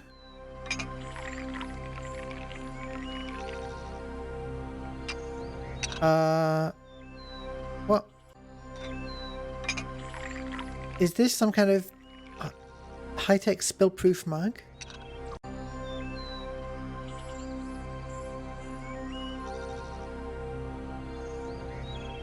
Oh, you put it into the Holo TV, of course.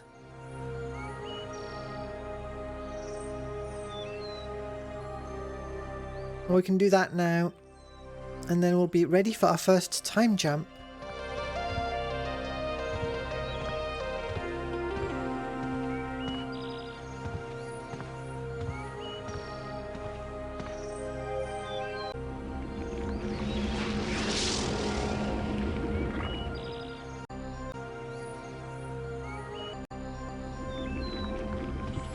Once we leave the apartment, my memories of what we're supposed to do will get immediately much fuzzier. Let's see. Zoom in.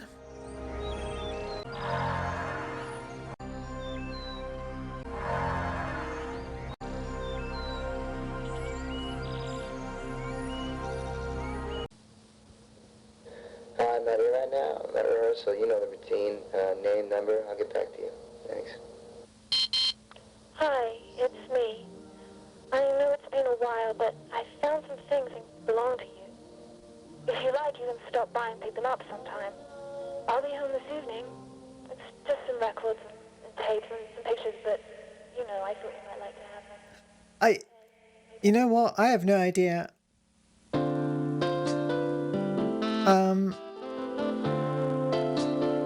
I guess now would be a good time to look it up.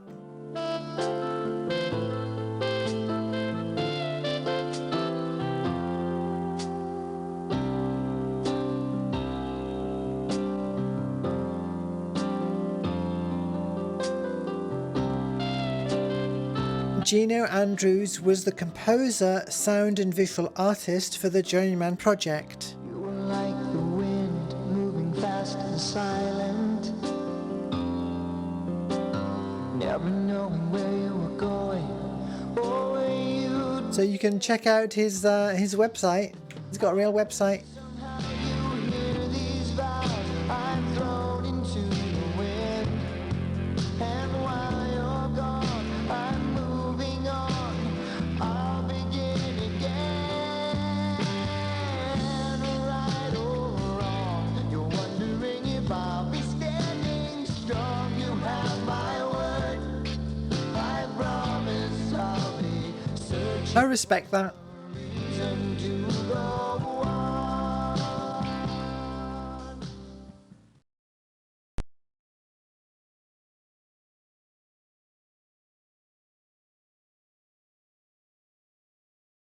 Oh, I'm clicking the wrong window.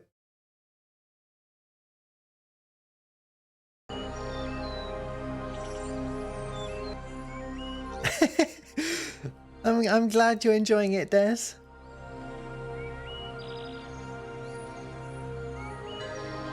We haven't even done anything yet. We've just hung out in this guy's apartment. But it is one of my favorite video game apartments.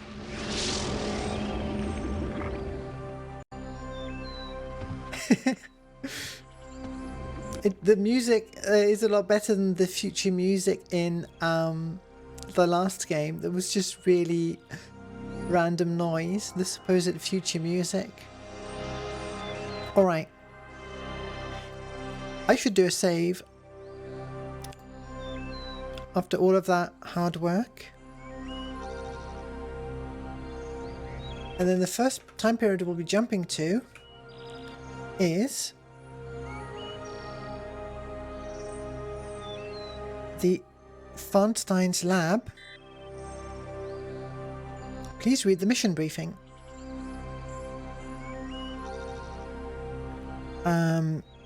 So the space station was bought by this genius artist slash scientist and sent off into deep space, and eventually was found derelict, damaged by a meteor shower,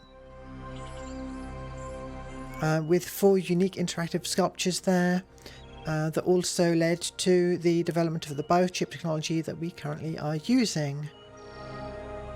He claimed that some of the art was produced by an AI of his own devising. Yada yada yada.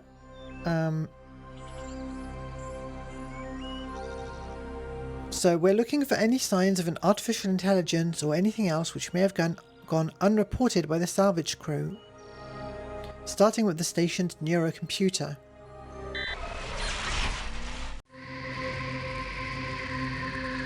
Hellshake Geno. I can't quite remember what that is, but that sounds familiar. So, as in the diary, we've just jumped. Supposedly, we were going to end up on the station, but we are no longer on the station. We're some way off with no way of propulsion. We are in trouble. Thankfully, we just purchased a can of Cheese Girl.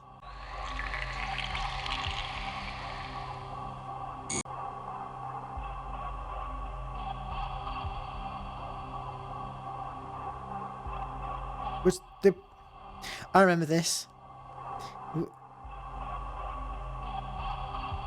So, we are now doomed. Well, we can go back in time and buy another can of Cheese Girl, but I sprayed it in the wrong direction.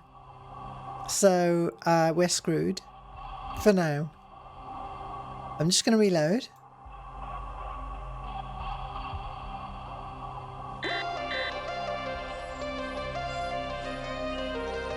This is another thing, like, if you figure this out and you get this far and then that happens, it's really non-obvious.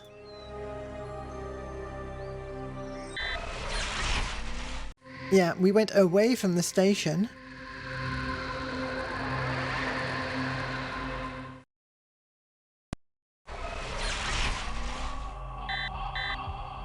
Alright, second attempt at cheese-based propulsion. Look at how the icon changes. Oh, you know what? I'm going to save again because there might be 2 different directions as well to go.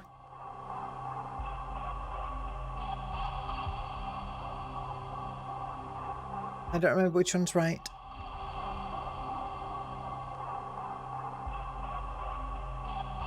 Let's try this one. That looks promising. Somehow the gases inside one can of cheese spread. So we've got some angry voice saying, "Get off my station." Alright, we're still on O2 reserves and on a timer. Rapidly decreasing reserves. What have we got? Pressure variance too great. Door may not be opened until pressure is equalized. Okay, please equalize the pressure. Pressure variance too great. Door may not be opened until pressure is equalized. Okay, that seems bad. Oh, this is a confusing environment as well, isn't it? What am I looking at? I think we're just in a three sort of in between three ladders. Okay, let's try this door. Pressure variance too great. Door may not be opened until pressure is equalized. When I mentioned, like, for the last game as well, like, some aspects of these games really freaked me out as a kid. And this type of, oh no, you're running out of oxygen.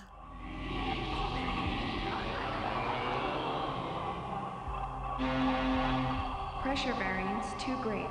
Door may not be opened until pressure is equalized.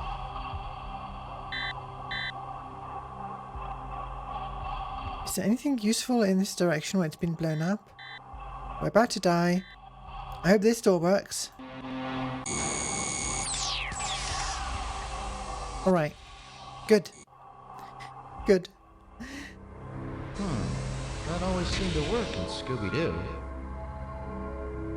So that wasn't us talking, that was the mysterious ship voice saying, that always seemed to work in Scooby-Doo. Oh no, we're still out of oxygen. I haven't gotten rid of you after all.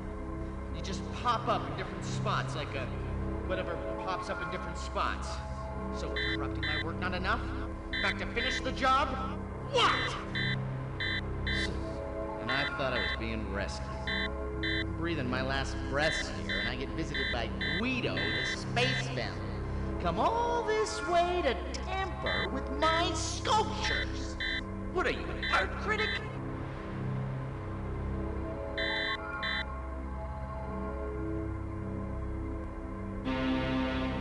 Pressure variance too great. Door may not be opened until pressure is equalized.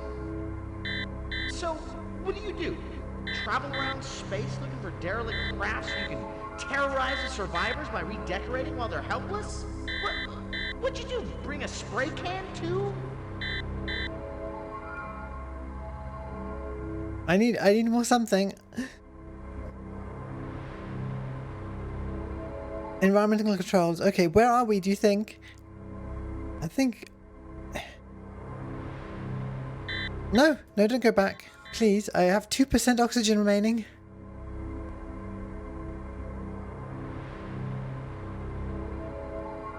This game loves to give you, you know, an interface within an interface.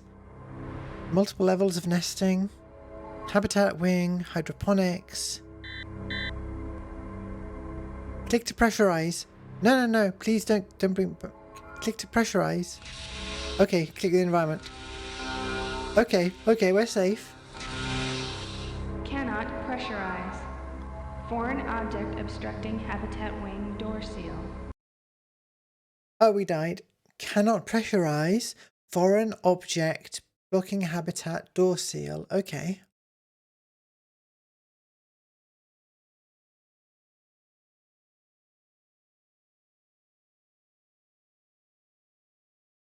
Let's try again.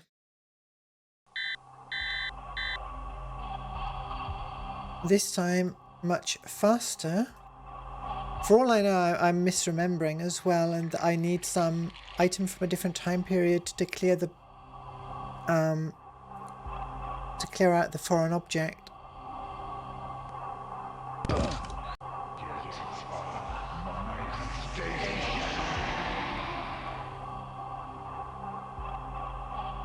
Alright, I think we just need to go all the way to the end here.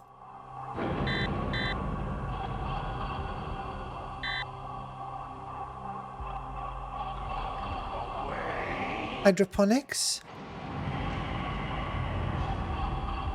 Oh, you're saying you looked at the guide and I need to go to hydroponics, or?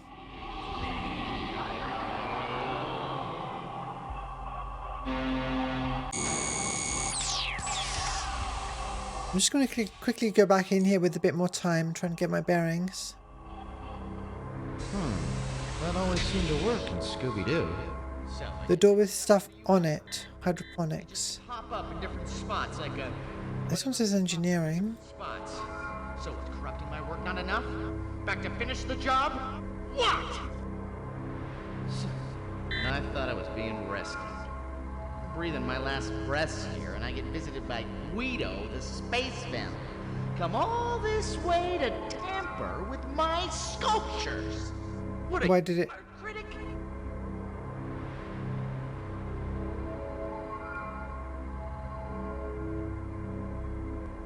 Capacitance array, engineering, environment depressurized.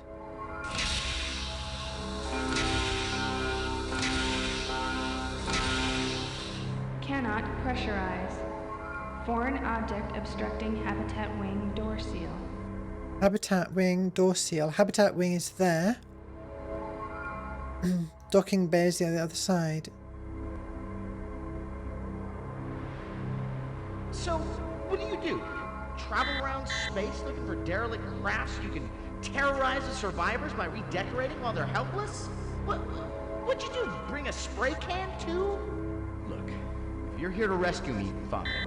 Just get on with it. If you're gonna add insult to injury by messing with my work, I can do without it, okay?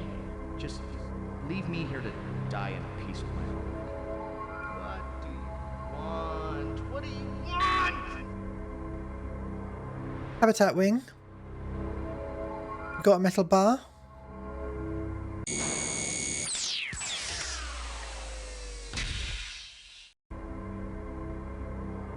So, okay, so the door can open, so we can now repressurize.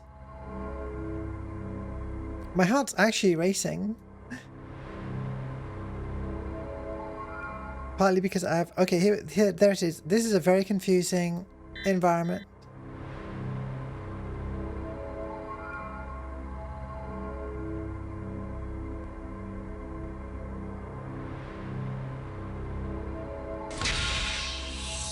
Are we safe?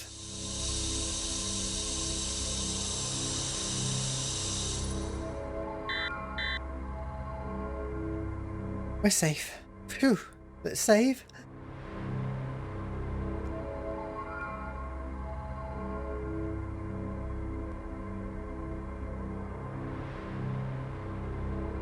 Alright. The habitat wing depressurized. Okay, well, whatever.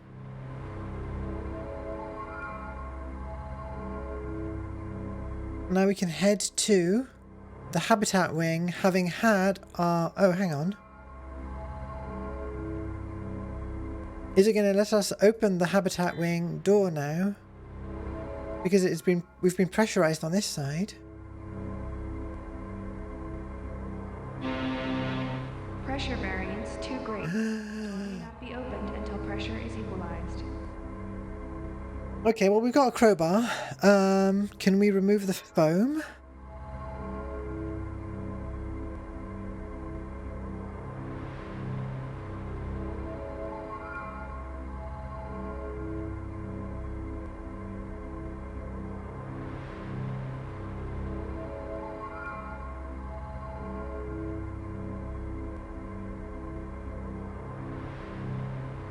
Did I try to hold my breath?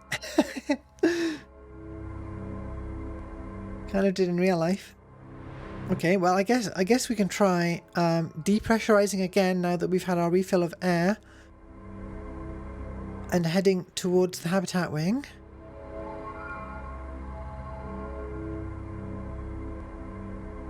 No?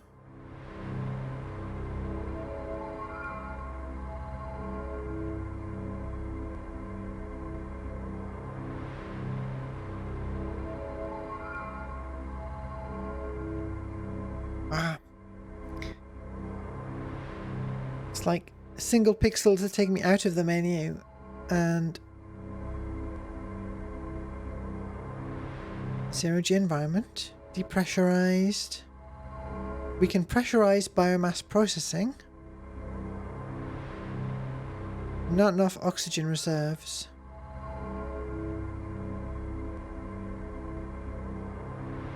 AI Nexus is pressurized. Docking bay.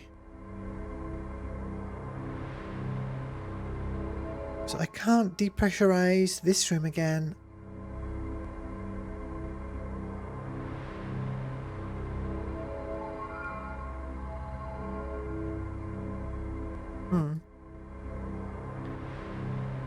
Okay.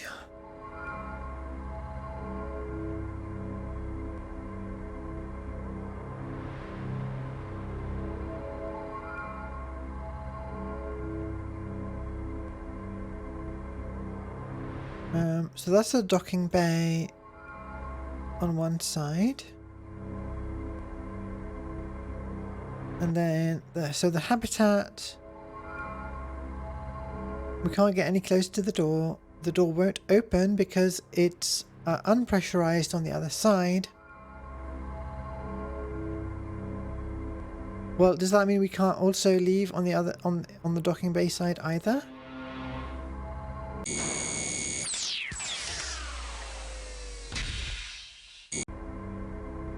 Oh, I was confused. I thought we came in from the other side. Okay, that makes more sense.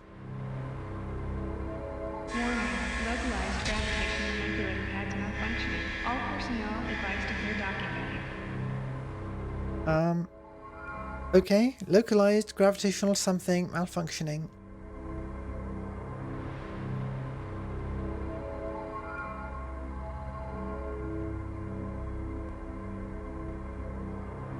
Where are you going anyway? So he's going to taunt us as we try to solve this maze.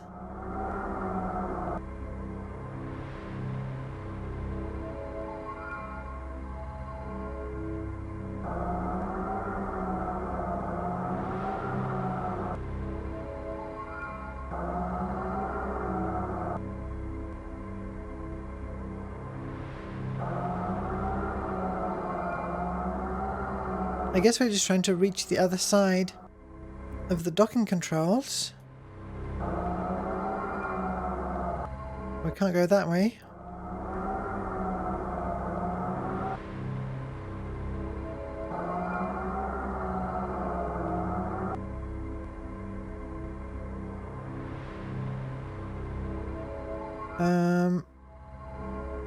I don't think that looking at the tiles is telling us anything.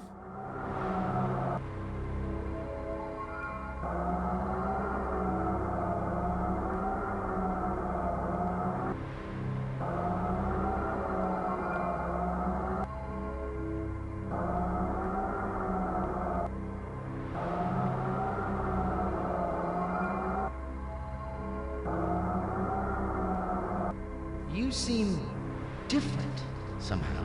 Unlike before, your patterns, you're more curious, like you don't really know what you're doing here, do you? You're not the same intruder. So the voice is talking about a different intruder that was here before, but the So why are you here? Are you looking for something? Me? I think the fact that the voice is progressing means that we're getting closer. To something. Somewhere.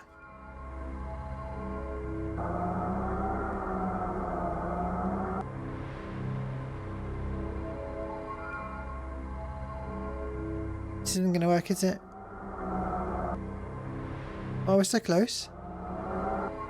I don't There we go. know why I feel this, but I guess I have an instinct about you. My other guest didn't feel right. You're different somehow. Like I should trust you. We made it through. Alright, I'll do another save because that was annoying. And I got lucky. I don't think there's any clues for that. You just have to trial and error your way through that maze. What's next? Scanner room.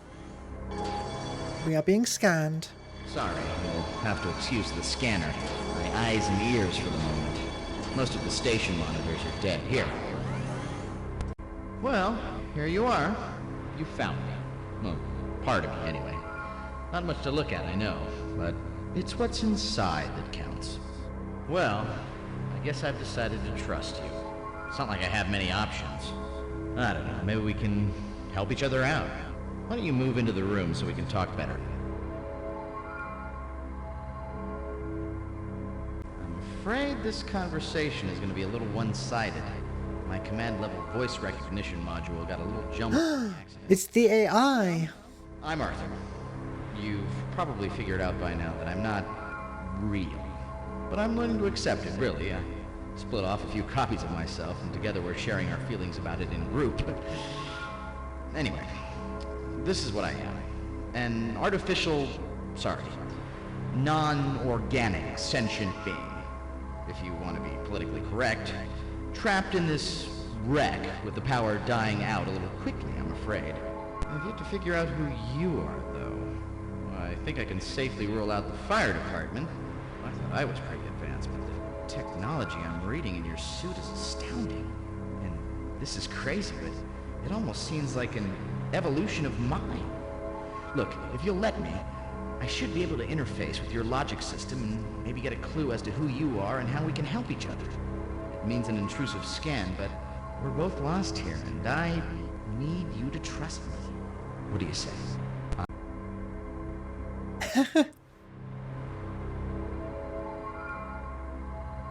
I want to see what happens if I say no. It's a good thing we have a blank biochip in our inventory that is compatible technology and a descendant of the technology of this AI, hey? Well, figure it out for yourself then. Someone else will come along soon enough. I've had 2 in one day, haven't I? You'll have to leave the same way you appear. There's nowhere to go from here. If you change your mind, you know where to find me. You're right, he's just very sad. Alright, let's see what we've got. Temporal security? You're from the future. Well, I'm pleased to meet you, Gage. Wow, you're quite the hero. I guess this is my lucky day. But that's you. I don't get it. Whoa, I'm starting to get a headache here. This plot's getting a little hard to follow.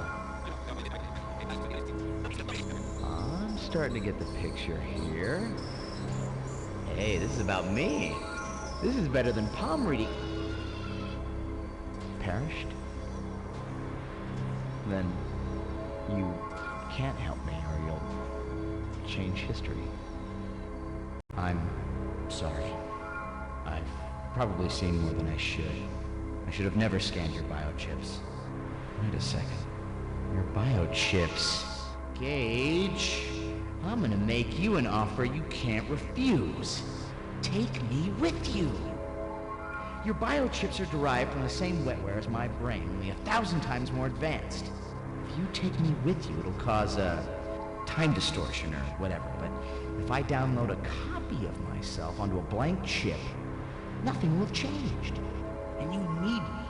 I know who framed you, the same person who messed with my sculpture. Yeah. I can show you what they changed. What do you think? Is it a deal? Great! Oh, you're not gonna regret this, Gage. Now let's see. I should be able to transfer the data across optically from my core. This is gonna work. That means we've got to get you inside the Nexus, which of course is inconveniently detached from the station at the moment. How do we do this? The door release. The decompression should propel you across to the Nexus. I'll have to give you the override code. It's risky, but it's doable. No, we need something more powerful than the cheese-based propulsion this time. The emergency release is just above the door. It's a manual release, so I can't do it for you. Okay, punch in this code. 32770. The rest is up to you. Good luck. We're forcing a decompression. Emergency door release initiated. Please stand by. Whoosh. We could totally have bridged that gap with some cheese girl.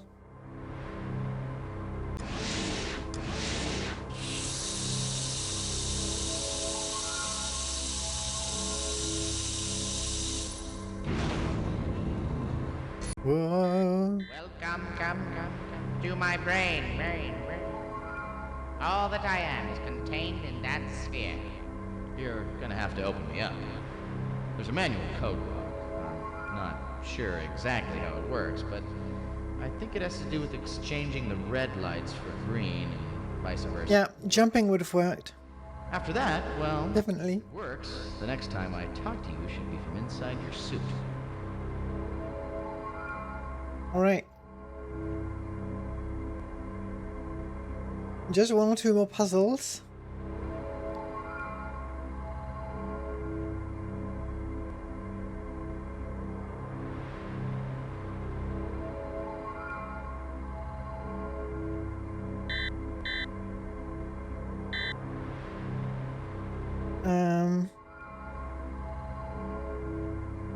Is this backgammon rules or something?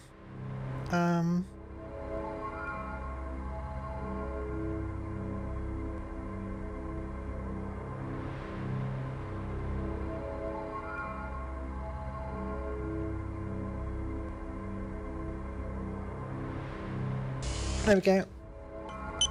To anyone who is listening, my name is Dr. Kenneth Farnstein.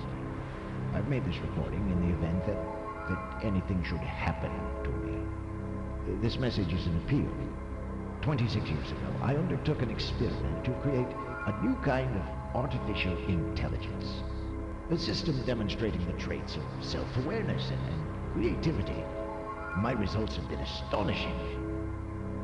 At first, I considered the experiment a failure.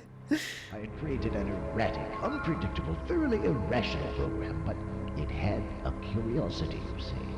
And occasionally, a burst Daisy, Daisy, give me your answer, do. more right-brained, more intuitive. It was life. It was a result I was unprepared for. Arthur is not simply a program, he is a person. And I have sheltered him here from the circus our world would make of him. I'm afraid I have been corrupted enough with my obsession with 20th century media. We're just downloading a artificial intelligence that we know very little about onto our suit that is crucial, that has its own time travel abilities. I'm sure nothing will go wrong. This is a very cool orb. I've been hypnotized by the orb. Less than 100 years of progress, you can fit me on a chip. So, how do you like my new home? Comfy little interface, eh? So, this is how I think I can help you out. I couldn't figure out a way for you to ask me questions directly, but I've created a comment button that'll light up if I have something to offer. I've actually been fascinated with art history. I'm what your future self was researching. I don't love the brain in a jar look. In case you get stuck on a problem. You know what they always say, 2 minds are better than 1. But hey, you're the detective. I'm sure you'll want to figure it out on your own before resorting to mine. There's more info in the chip's inventory description. You might want to check that out. As to our mutual friend, he was reprogramming one of my sculptures in the biomass processing module. I think he set up some sort of harmonics response, but the only way to find out for sure is to visit the scene of the crime. And that means getting to that part of the station. I gather you don't have control over where you jump to in a time zone, so it may maybe a trek. The accident really trashed that part of the station. In fact, we may want to come back to it later. Alright, so maybe it won't make much difference to it, but to be totally honest, I'd much rather go somewhere other than back to the station my first trip out of here. If you know what I mean. We could use a little adventure. Alright, Gage and Arthur's big adventure. And there we go. We have our AI companion ready to make sarcastic comments at every opportunity for the rest of the game. And also hinting that we are done in the station for now. And we need to be able to reach a part of the station that was blown away. But we don't currently have a way to do that. So...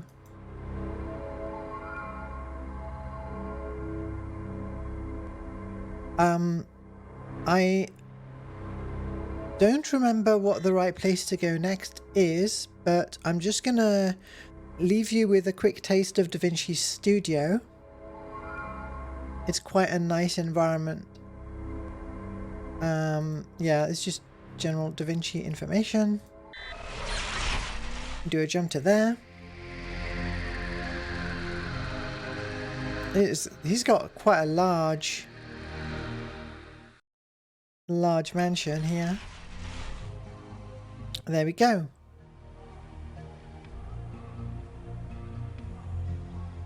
And that will be where we resume from next time. Just need to remember to save. And that worked out nicely in terms of timing.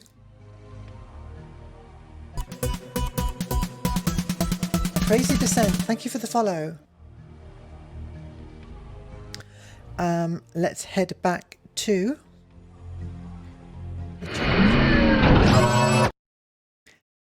And let's see who else is streaming right now.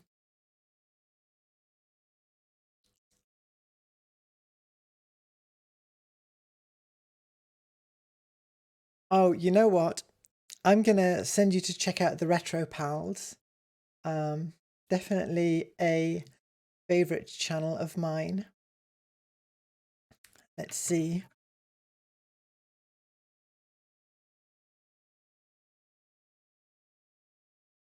There we go. That's a good retro gaming channel to check out. And as always, thank you so much for watching. We'll be back on Friday with some futuristic racing. And we'll be continuing with this next Monday, starting from Da Vinci's Workshop. If you, like me, have caught the Millennium Bug, make sure to watch the next stream, or find me elsewhere on the World Wide Web by clicking on the links below the video. I've been Millennium Cyborg. Keep that future vibe, and I'll see you in the world of tomorrow.